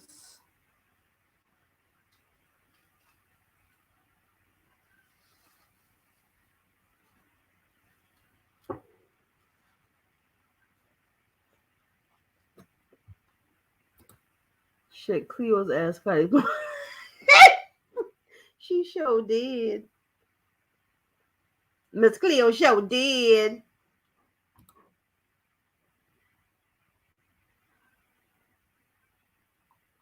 Let's see. Trying to go back up and see if I missed any of y'all comments. I like to try to get through them.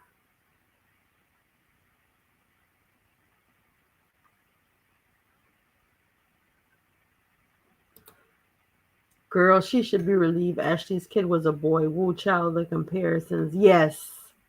Yes.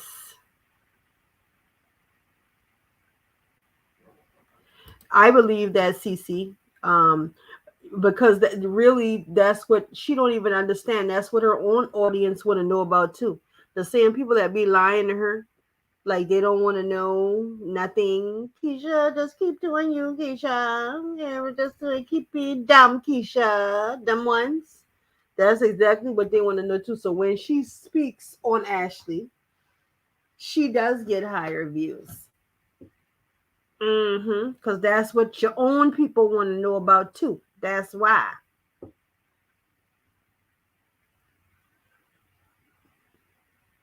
So y'all know that Keisha's supposedly coming up with another book, right? And this one is pretty much Keisha don't need to be selling no more books unless she working with somebody to spell check these shit and get these shit in order.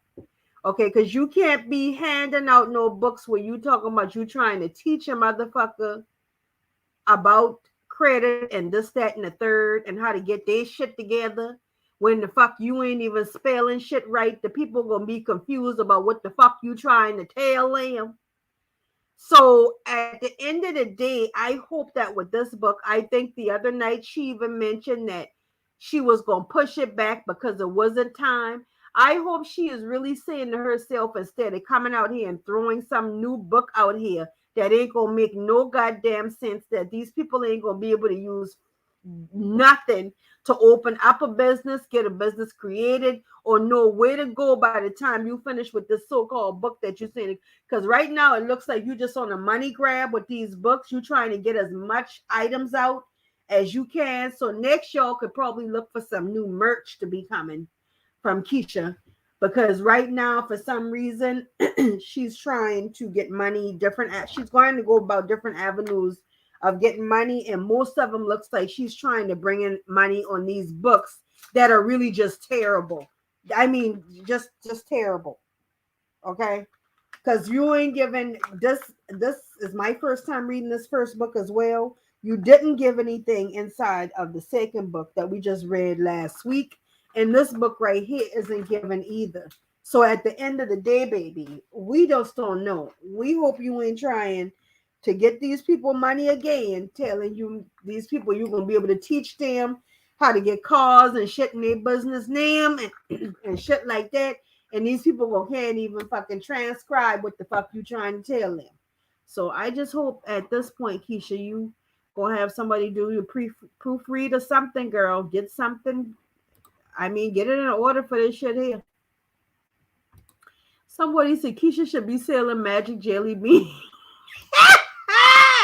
Or the carpets. You know the fucking carpets that you can get on, the magic carpet? Because I mean, damn. Let me see. Keisha doesn't have not one gift under the tree, but wait until payday. Her ass is going to go last minute shopping, running through Target like last year. Oh, she showed her tree? I hadn't watched, so I don't know, honey. Unless she trying to call herself, you know what she's going to end up telling y'all since y'all noticed that? She's going to say she hide the gifts so the girls can think it's Santa Claus bringing the gifts. Somebody says allegedly her businesses aren't licensed, so she needs to save her advice. Oh, they aren't? No, I know. Hold up. No, you can't say the good business, so-called good businesswoman ain't licensed now. It should be licensed and written with the Secretary of State. Are you saying it's not the good businesswoman? It just can't be, because that's going to be something that she's going to have to put in her book for the people to know that they need to do for their business. There's just no way.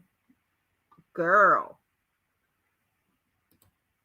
Somebody says, hell, you can go to your bank and set up a class to learn about financing. You sure can. Your bank will absolutely run through that with you, and it is going to be what? Free. Free. Y'all do not need to be paying no $33 for shit that y'all cannot transcribe. You ain't gonna be able to read it through and understand.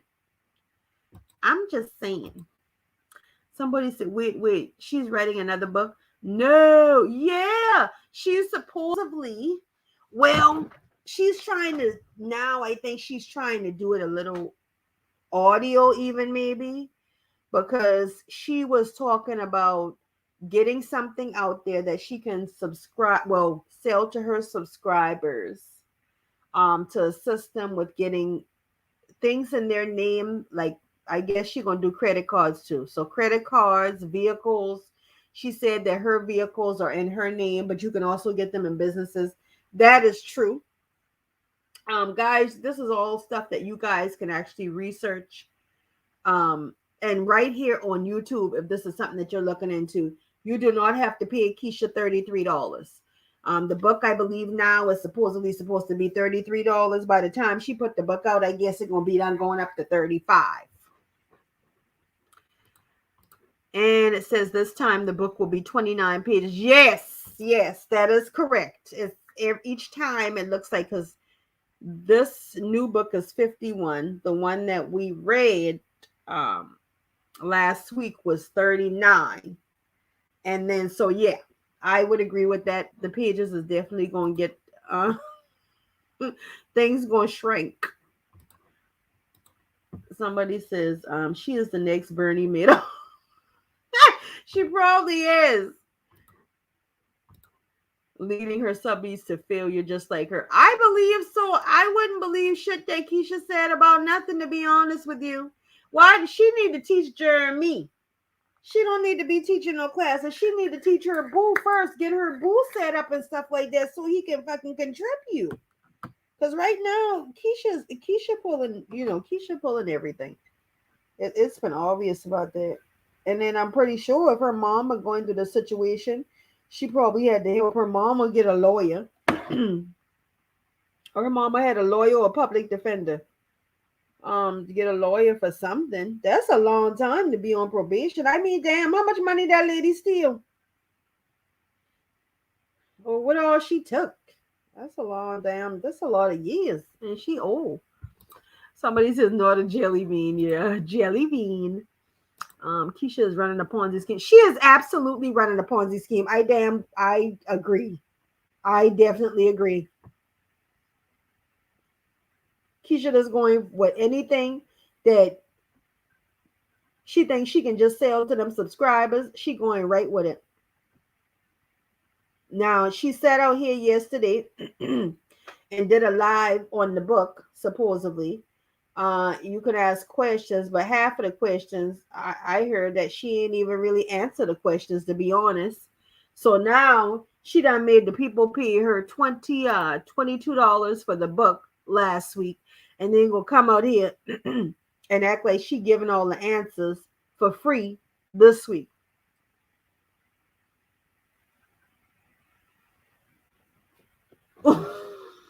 Somebody said, "Girl, boy, ain't no room to hide shit in that box she calls home."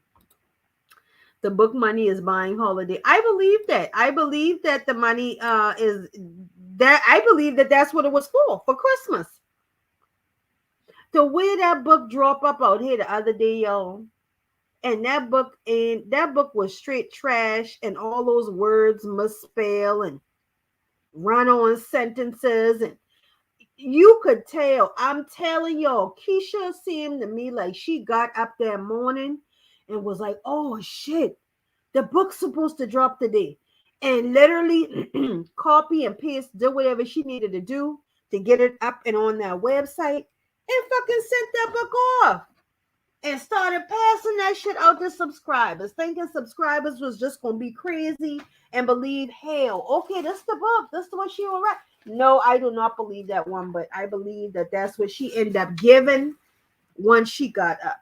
But I don't believe she even worked on writing that book at all. It was just pushed out. Somebody said LLC laundering, LLC lies, and LLC corruption. Girl, that's going to jail.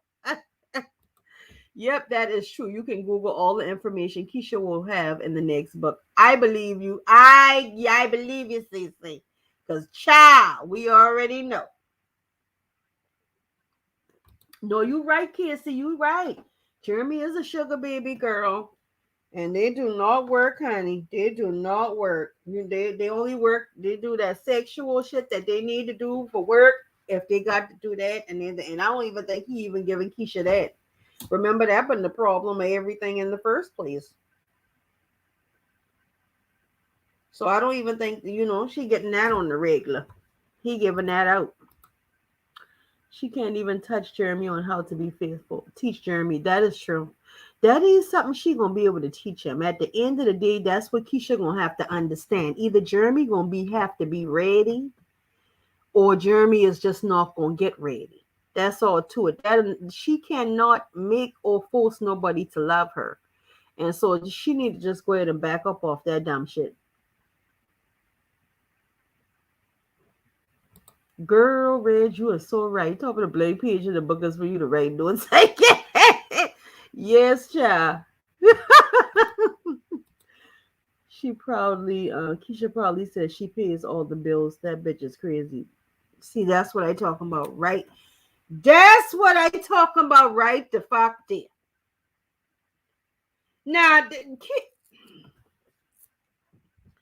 Keisha proudly says she pays all of the bills.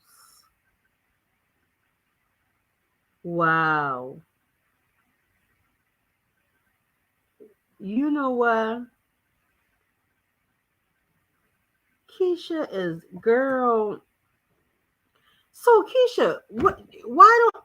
So were you the man and Jeremy the woman? Cause what the hell is going on here? Why did she? Well, according to Jeremy, Keisha was a job. You?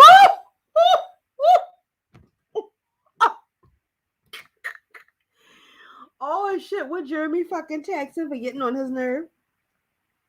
Girl, he charging Keisha for his time. Jeremy said, "Shit, I need Keisha, I need you to pay me for my motherfucking time.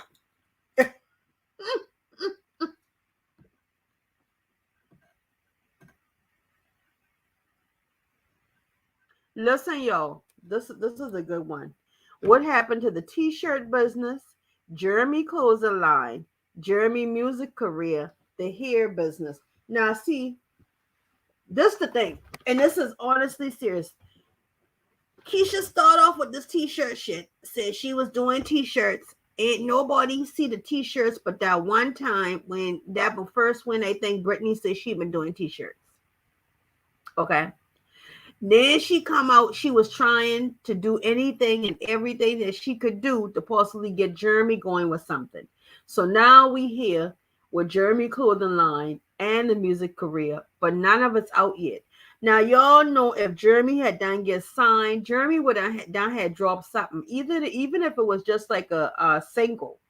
I feel they should have already let him drop something. You see what I'm saying? So we'll know his music was coming.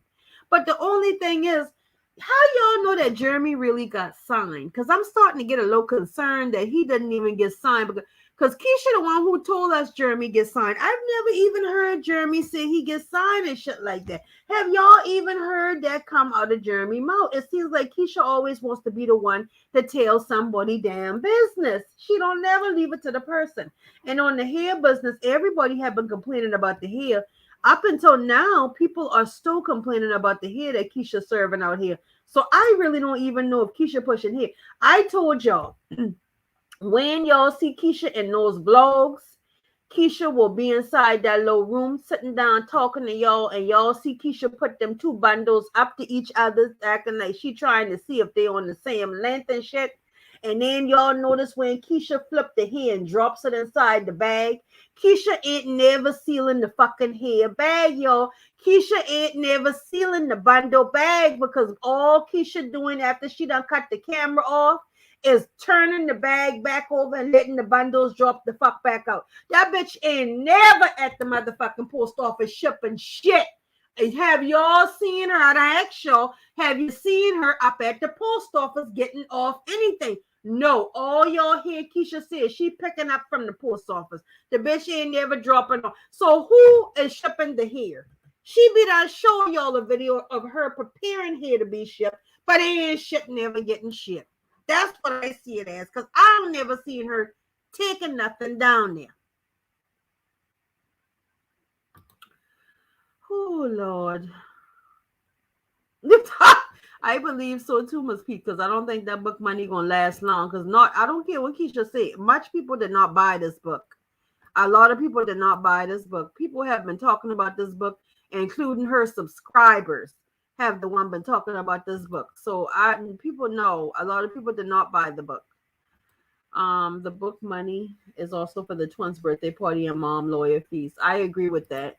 I agree. She got a lot of stuff on her plate right now. So yes, of course, she has to do stuff to make money, because you got to understand, if you got money going out, you're going to need money coming in to replace what you're spending. Somebody says, I asked her on live about getting a refund and she ignored me. Girl!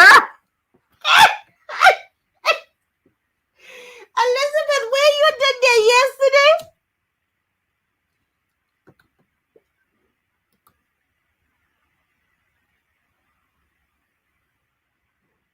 I wish she would use some of that money to buy Jerry a bed. I tell you, Jerry went from, that white crib.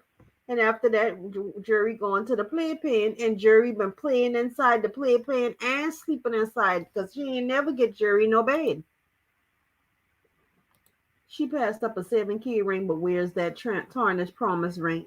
Weird out that damn tarnished promise ring so faithfully. So faithfully. That was a made-up story too. Jeremy went in no store with no last $7,000, because Jeremy ain't even got $7,000 in his fucking bank account. Oh gosh, blank pages, you all are a mess. A tarnished cluster ring at that. Let me see. Somebody said run the street. Yes, of course, running the street. That's all he does. That boy probably don't get up till 2:30, 3 o'clock every day, and then right back outside. get dressed, and right back outside. Cause he trying to make it look like he living this rapper life. And most of the time the rappers say when the best music is made late at night, they like to lie about that shit. Which it probably is, but some other shit made late at night too.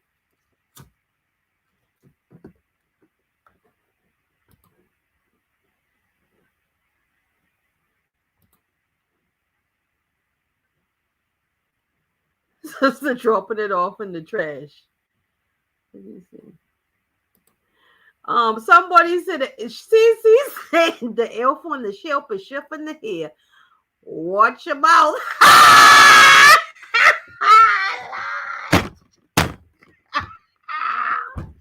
Girl, how many bundles did I say it off? Say, how many bundles did I hit that?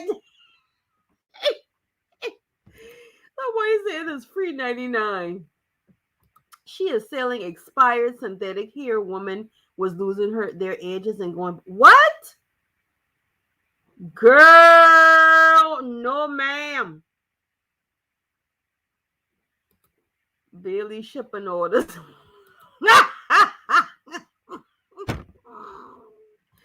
Somebody says you need money for studio time and management, so she's selling books to the scribe. I believe she is. That pubic hair on a track she calls a business. Oh Lord. Keisha sold shirts for a week and a half. Yeah, that's how I feel too, Bella. Because we saw them shit there, we see them shit. Let's see this one. KSC Johnson is correct because Jeremy told Ashley and other women that Keisha is a YouTube job. See there? See there? See, every time he meets somebody and asks him what he do, I work for Keisha on YouTube. Because if y'all know, she cutting him a check every month. Keisha is definitely cutting Jeremy a check every month, y'all. I'm just every time she get paid from YouTube, Jeremy get paid from fucking YouTube. YouTube check go to her account. She cutting a check out of her account for Jeremy account. That's right, girl. Legs and liquor stores open at night. That is right. I'm hoping that they're gonna let Bailey out alive, girl. Casey, I don't know. I'm hoping that they're gonna let Bailey out alive. He been texting Lily often round the clock because Lily was like, I'm telling you, Lily had done grow on the whole family. I believe that she did. I believe she sold shirts, that Brittany sold shirts. I've just that been her problem. She has always been doing. Keisha mess up with Brittany, man. Brittany been a good friend to Keisha. Brittany ain't even had to tell her ass what the fuck she had see that time, but she did.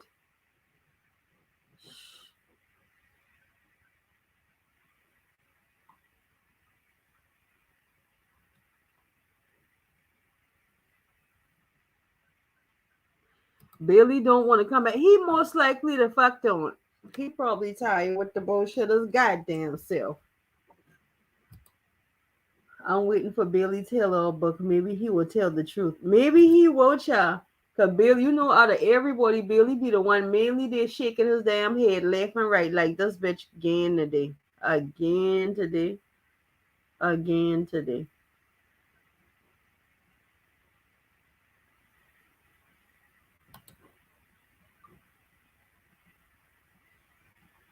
Let me see. She lied and said Jeremy dropped it, the hair off. Yeah, y'all know Jeremy ain't even making post office, so I don't know why Keisha lying talking about Jeremy dropping shit off to the post. Jeremy don't get up till late and back out till late, so I know Keisha ain't talking about Jeremy is dropping no hair off for no delivery at no post office.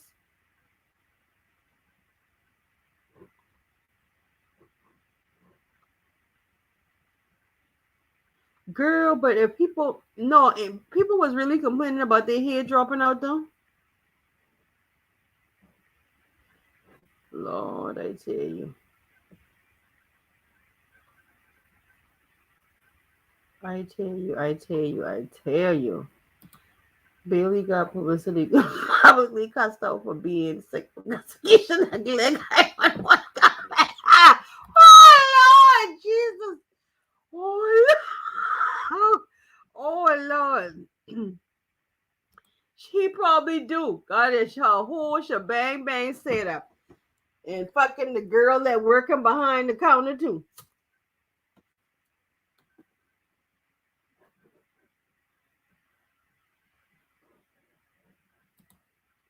Brittany M is better off without Keisha hitting ass. Brittany has a career, an auditor that a husband, a home. That is true. You know what? That is true. Brittany has everything that Keisha wants. Keisha could say what she want to say, but she really does. Yeah, the book does. So she say. So she says, "Shall."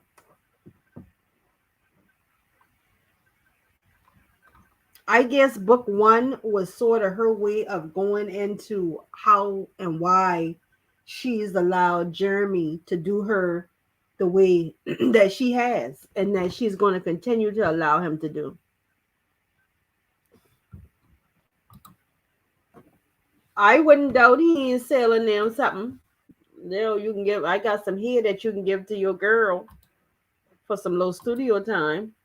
When she tried to create a family channel, added Jeremy name for subscribers, dragged her ass, and she took his name off the channel.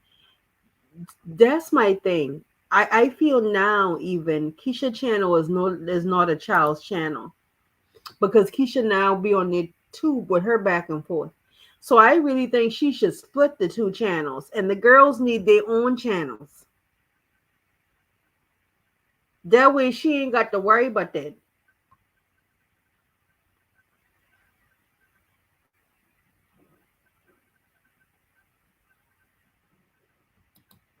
Oh shit, he did tell her.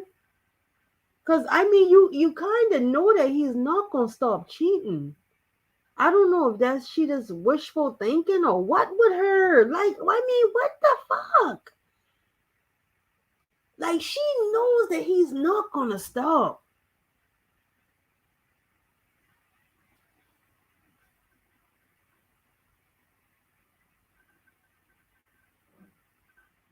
If he told her that, like, that's crazy. Because, so you mean to tell me she ain't taking, she ain't taking what he's saying for her for the word?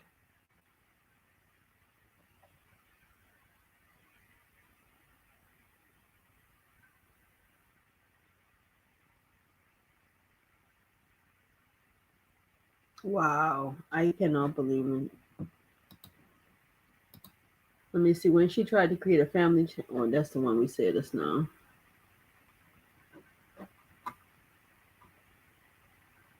I think Keisha just out here looking for love, y'all, and it's been all in the wrong places. And then now she done got stuck with the babies for Jeremy. I think at the end of the day, so now she don't know what to do. But if she waiting on him to do right, it's just not gonna happen. It's just not gonna happen. Like right now, Jeremy just trying to keep shit low and nobody know about it because he don't want his name no place no more. But as far as the stopping, that's not happening. As long as she got that title girlfriend side chick, she's cool with him. I agree, and I think that that's what it has been all along. Keisha just been wanting somebody that could produce some babies, and you could go ahead and do whatever.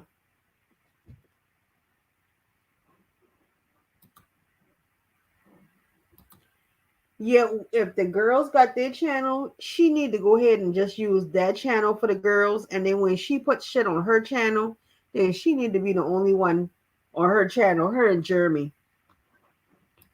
Don't even show the girls. Like record when the girls in bed, because you can record when they're in their bed. You don't record for a whole month to tell people what this book was gonna be about before it came out, like acting like you was gonna write something out. So you know good and well you can't record when them kids sleeping.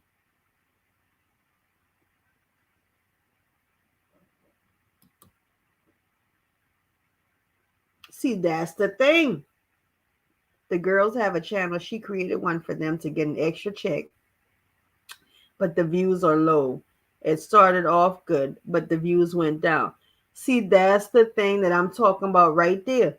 What probably happened is people probably started seeing that it was she was on YouTube going back and forth about things, and probably stopped watching the other channel, and that probably cut the views down with the girls, because she should be putting them where they can only see the girls.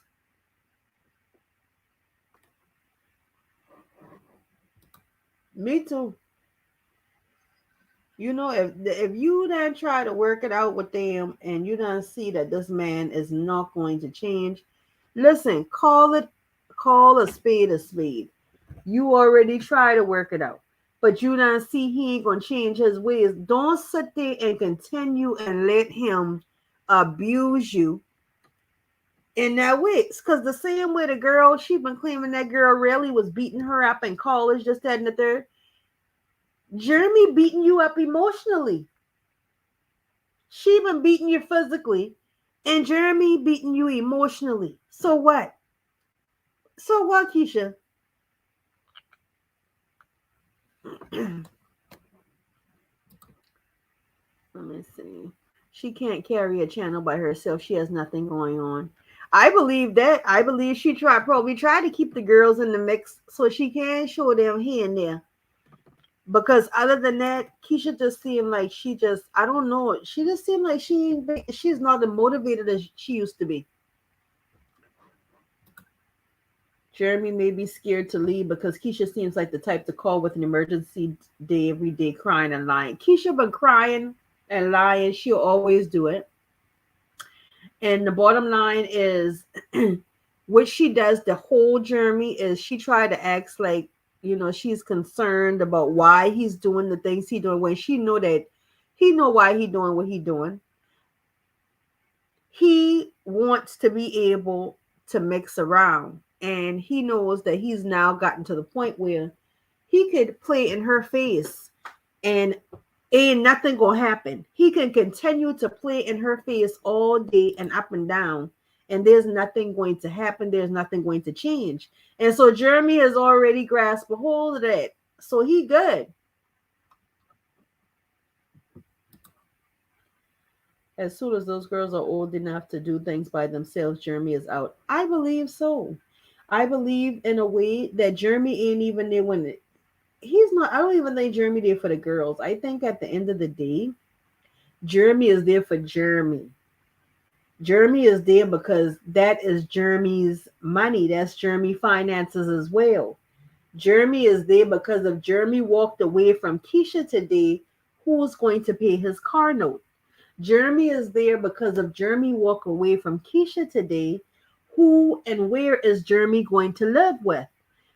Jeremy is there because Jeremy wants to know, if he walks away from Keisha today, how he gonna afford shit, how he gonna buy shit, how he gonna still look like he splash if he walks away. So at the end of the day, I don't even think it's the girls. I think Jeremy is doing it because Jeremy is fucking selfish.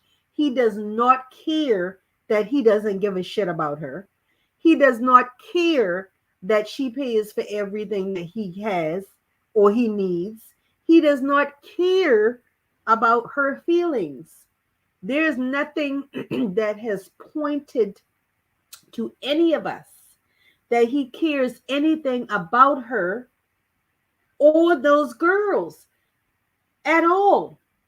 At all. Everything with Jeremy and Keisha is forced by Keisha. That's how it looks. That's how it's been. That's what we've been seeing. It all looks forced. Everything looks forced.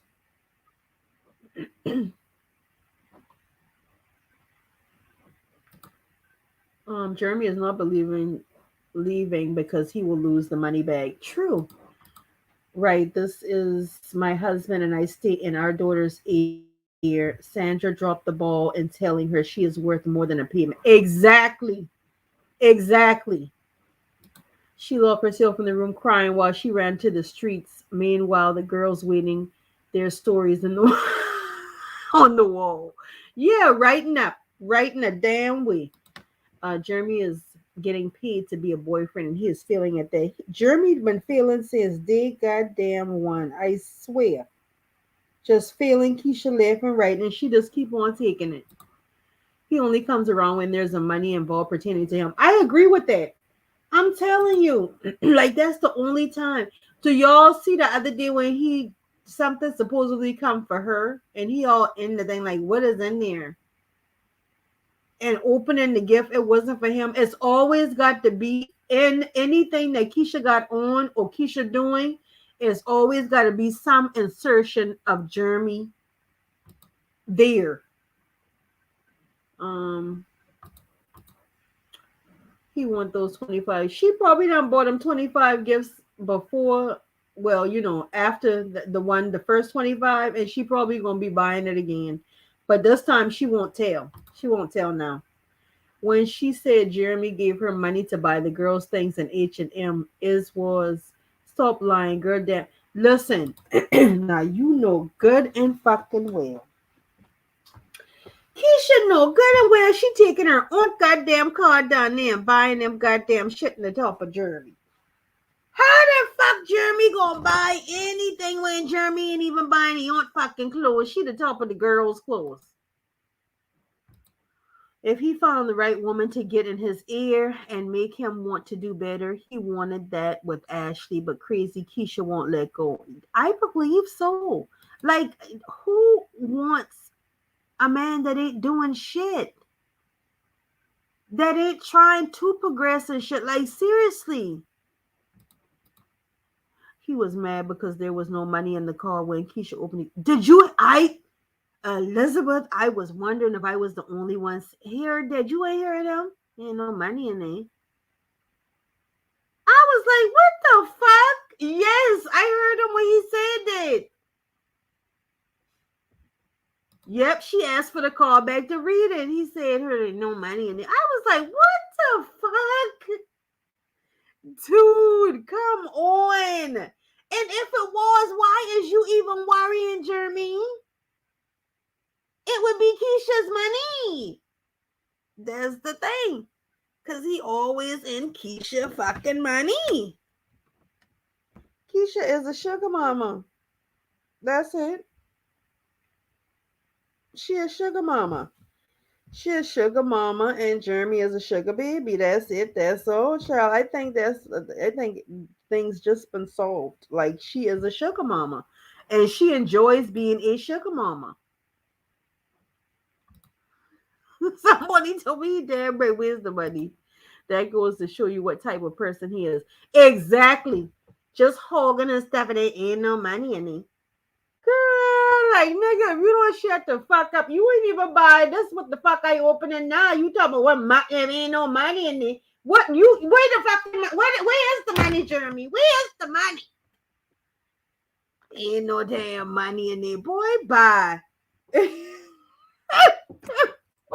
Running up on that girl. She trying to open her gift and be cute in front of the camera, and you just come blow her and blow a bitch high, child. But that what Keisha like, though. That what Keisha like.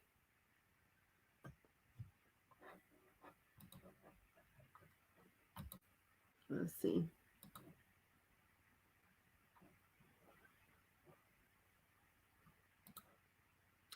Somebody says he's going to put her in debt. Let me tell you, I hope. Excuse me. Elizabeth, I really hope that Keisha doesn't allow him to do that. Because that would be the craziest thing that she could do. Because I feel Keisha is, if Keisha is the support, then Keisha has to support those girls too. So that's what I'm saying. She'll be crazy to let Jeremy run her into debt. You understand what I'm saying? So my thing is, if she's trying to keep everybody afloat, that's not going to be good. So hopefully, I don't know. Hopefully she don't get. I don't know what Keisha is at this point. But Keisha seems like she just dumb of the dumbers.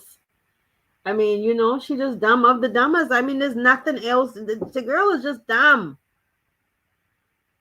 She already did. That's why she keeps coming out with books. I believe that something's going on with finances. I believe the way she dropped that book, something has to be going on with finances, because there's just no way she feels that comfortable with how the book came out, with giving it to the people that actually watch her. So my thing is, how could she not feel bad with what she give them, and they talking about it? And I think this is what made her take a step back and say, you know what, this book here, if I'm going to be saying I'm teaching people how to get, cars, houses in their business name, I need to make sure that this book is on. I'm hoping that that's how Keisha is thinking, that I need to make sure that this book is where it needs to be, because people are going to be reading this, because there were too many grammatical errors in that other book, y'all. Like, there were too many. And then you even had some in this first book that we're starting to read now.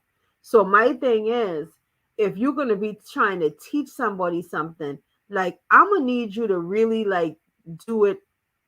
Make sure that you're getting it done a professional look at, because at the end of the day, this is shit that you got to give out to these people. They shouldn't be having to try to figure out what the fuck you telling them to do. She is already in debt with 2 cars, notes, rent, food, her mom. I believe she's supplying for everybody. I've said that before, and I believe it's a lot on her. I believe at times from now and then, it gets to be a lot on her. She has all these different jobs to stay afloat.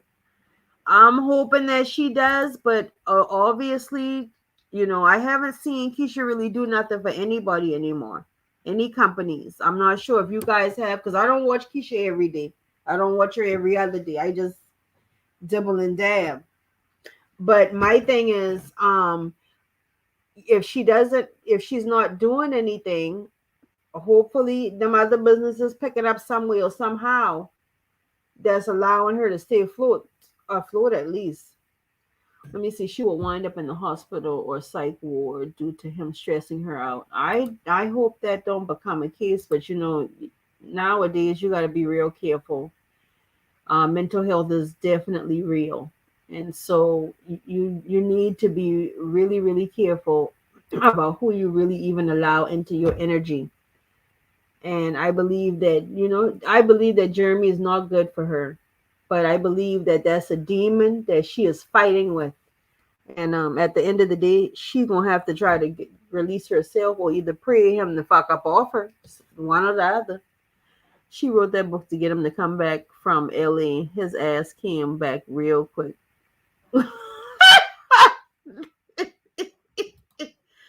Oh Lord. I remember Keisha moving every year, and she hasn't moved since she got into this apartment. Funds are running low. Remember when Jeremy card was declined at the jewelry store? I do recall that. I do recall when his card was actually declined at that time. And I believe that maybe there is some things going on there. We haven't seen Keisha move. And to be honest with y'all, I think Keisha then probably can even use a bigger apartment. I think that that's maybe why she didn't buy Jury a crib. I don't know. I could be wrong about that, but it could be an issue as to why she didn't buy Jury a crib. Maybe there's not room for it at the moment. Did her mother lose her house? I'm not sure. I've heard that Keisha's mom lives down the street, but I've always said, if Keisha gonna be the one paying all the goddamn bills, all them just need to get in one big fucking house, because the mama do the babysitting anyway. Ain't no need for them to live in different houses. Just get inside of a bigger house, and that way she ain't doing that but paying one goddamn rent. Know whatever they gonna do. Um, her sister name on that apartment. That's how bad her credit is. Oh, hold up. Her sister name is on the apartment now that they're currently living in.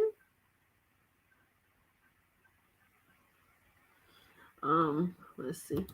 Keisha is Keisha pride is why she is where she is. I watch her somewhere else. That heifer won't find germ on my watching from YouTube. Child, I'm telling you,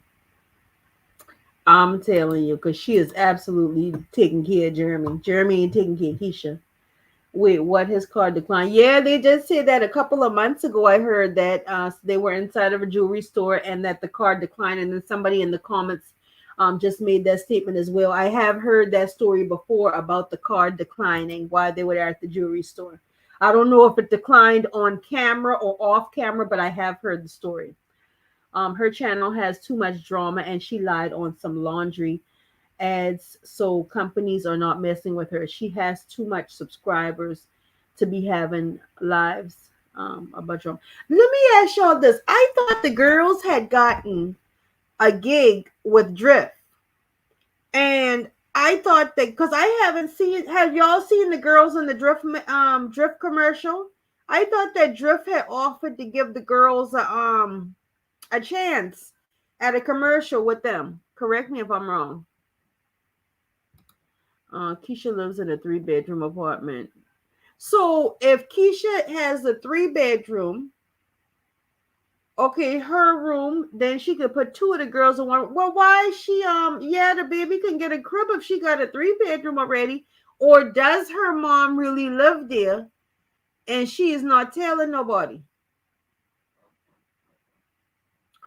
The sister is an RN also. Jeremy has the 3rd bedroom. What y'all? Jeremy has the 3rd bedroom. What?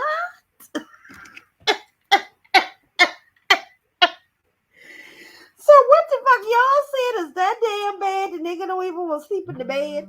Now come on now.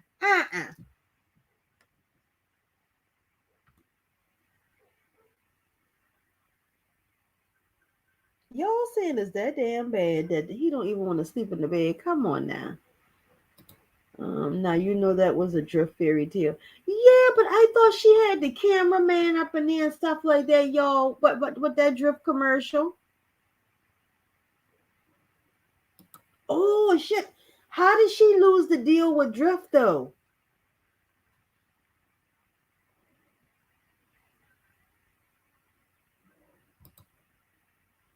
That commercial was a Drift fairy tale, girl. Keisha lied.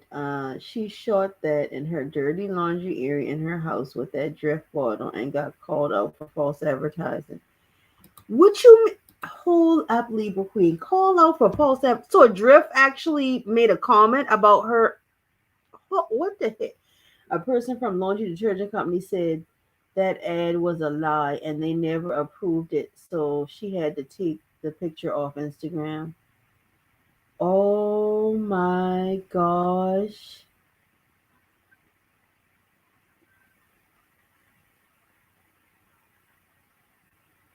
Yo, hold the fuck up. Hold the fuck up.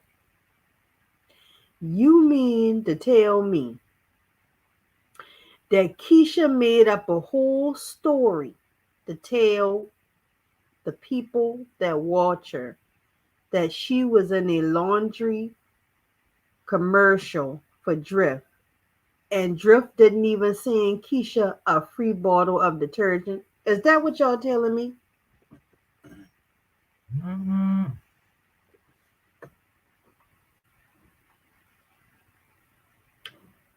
That room is for his studio. No, she don't have a deal with Drift. Girl, ain't no goddamn way Keisha gonna lie like that about the I thought the girl had a damn Drift commercial for the girls. Didn't someone affiliated with Drift call into Paris Live to clear up that lie quick? Hell no! Not the people calling in from fucking Drift. Y'all. She lied. She never had the deal. She lied and said she did. Keisha been lying. Damn, girl. He said because she has bad hygiene. Oh my God, who said that?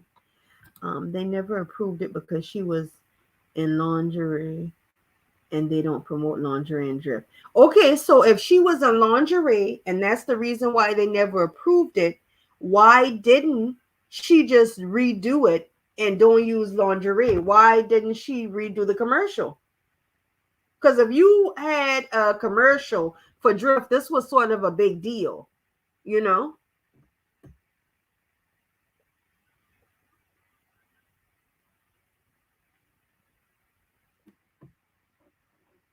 Somebody say that was for Pampers. Drift was something different. Somebody said yes, made all up. Oh my God.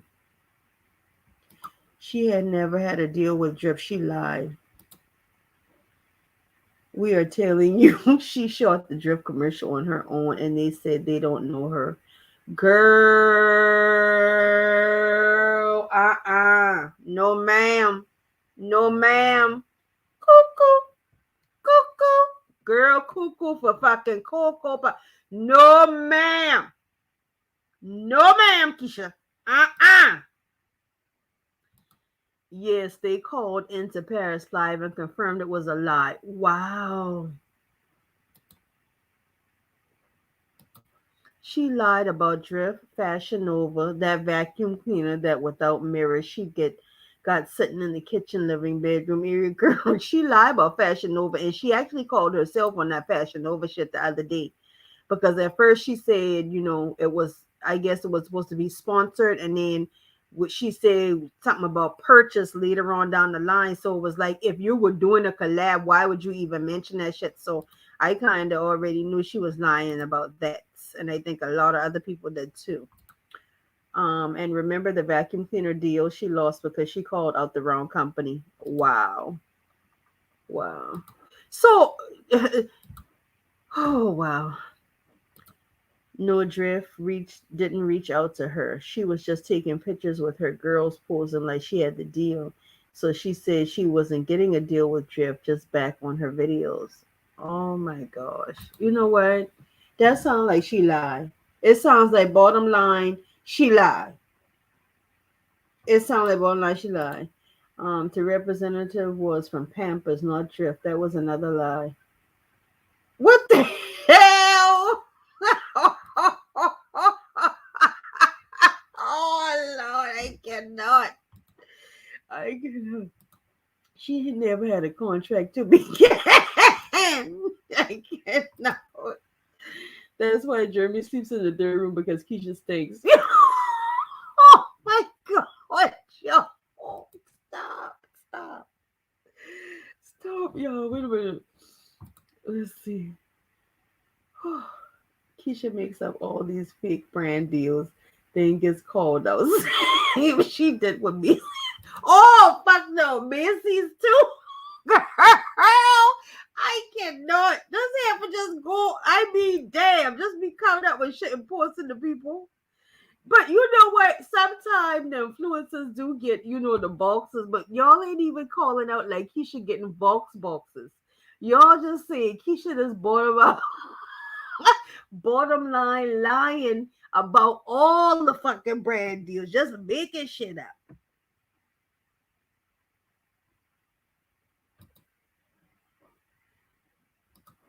She doesn't have deals. She just hashtags brands and hopes for the best. Oh my God, yeah. Yo, oh my gosh. Let me see. That girl is a lunatic. Yeah, she is. And it shows, girl. I am too fucking weak. Let me see. Wait a minute, I think. Um, that girl's a lunatic. Let me see. Wait, Keisha mentioned she was a management team. Where are they? I don't know, child. I don't know what a management team from day one.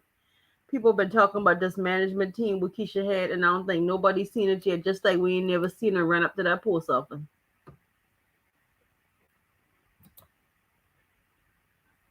She wanted to get Carter's too, but they never looked her way. Her post didn't fit their aesthetic. Oh gosh, she really is a Libra queen. Let's see here. Who the fuck poses on a washing machine with laundry detergent with no contact? That's a fucking fool, child. Apparently, Keisha girl. There was no deal. She was just taking pictures only. Go back to her video. No deal at all. Jesus. Jeremy did tell her to go bathe on one of her videos. Are you? My thing is, why she put the video out there if she knew he did that? Why even, girl? Mm-mm.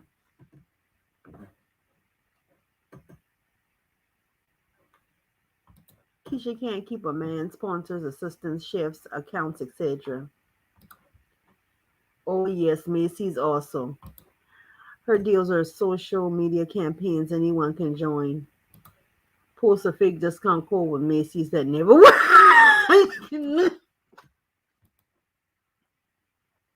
You better tell her she better wait on them damn friends and family days. Her so-called management allowed her to go on live and vlogs acting like a fool. That's what I been and said about that, okay? When she started that 30-day rampage last month, that 30-day rampage, I said, Keisha ain't got no mother. Ain't no firm working with Keisha. None. Not a goddamn firm got Keisha information down there telling me they working for her or with her. No. She also made purchases from IG and said she had a discount code, but when she showed the card, it said, "Thank you for your order." Oh my God. Oh my God. I was happy for her regarding Macy's until I was like, wait, she lying again. How she trying? Oh, for those Bath and Body Works purchased and never used, they all expired. Yeah, if this stuff expired, she needs to throw that shit away. Don't throw it. If it expired, it's expired. Pattern, but in theory, who though will the therapy tools not being used, and if she let Jeremy lose, it opens the door for Jeremy to be free for Ashley. Keisha not having that. No, she is not, baby. No, she will not, honey. I'm telling you, she's not making no moves unless they are closer. They are not closer to Jeremy. If she can't get closer to Jeremy, she's not making no new moves. It has to be towards Jeremy. I missed the reading. Yes, so you did, but I am going to go ahead and post it up so you can go ahead and listen to the replay back. We have not done the complete book. The only thing that we have completed was chapter 1. This book here is about 51 pages. We are going to do chapter 2 on tomorrow evening as well. Somebody said that management team is the voices in her head, Kaylee and Kish. I believe that because I don't think we ever saw anybody unless it, other than the girl picking out the dirty clothes out the closet. Her Bath and Body Works in storage. She's not using them. She better throw them shit away before she have rash. That's what she better do. Hot damn, let's see here. Well, we all would love to be a fly on the wall in lots of people's minds or houses. We couldn't bear it. Child, I know I couldn't. I just couldn't, honey. I just couldn't. All right, guys, we are 2 hours and 30 minutes into this live. I'm going to go ahead and end it. Tomorrow, I will come back on. We will complete chapter 2 of Cue the Relations, our live read, and discuss the book. But, baby, we don't think she got no assistance, Elizabeth. She does not have any. Guys, if you are in here, please remember, like, share, subscribe, turn on those post notification bells so that you guys are updated each and every time I do bring you videos. And let me see Ashley. Let's see. Ashley doesn't want Jeremy. Ashley is busy getting more views than Keisha on YouTube for being herself. Let me tell you, a lot of people. I think today we started at 6 CCS, so I think tomorrow 6 p.m. Eastern Standard Time is still good. I want to say with Ashley, that is correct. And a lot of people is going towards Ashley because awesome. Somebody said this was a great time. Awesome. Okay. Ashley, Jeremy goes towards her because she's herself. So the people on YouTube does the same. Like they go towards her because she act as Ashley. Keisha try to partake or pretend to be somebody else that she's not, and then Keisha try to act like she doesn't see shit, like she's dumbfounded to shit. And people is not going to be teaming up with Keisha acting crazy. You know, like she needs to be, girl, get your shit together. Like people want better for you, to be honest. But you sitting up here acting like you so dumbfounded to stuff. Thank you, Cece. I appreciate that, baby. I appreciate that. And you know, it's not like nobody trying to just beat Keisha up. It's like, why the fuck you being so stupid for this fucking boy when he ain't shit? He is straight fucking trash. And she getting on my nerve. She been getting on my nerve. You know, I mean, it's just the same thing. Same thing if you was talking to your own fucking sister, your own fucking niece, your little cousin, you know, whatever, your damn daughter. Shit, bitch, if you being dumb, you being fucking dumb. And we gonna have to tell you. Thank you so much, Casey Love. Thank you. Keisha is definitely living and trying to sell a fucking dream, child. I mean, just fairy tale, just flying around up there. You ladies are funny mess, and I am here for it all. My husband calling me that I can't move. Coming, honey. We getting off right now, Cece. We are getting off.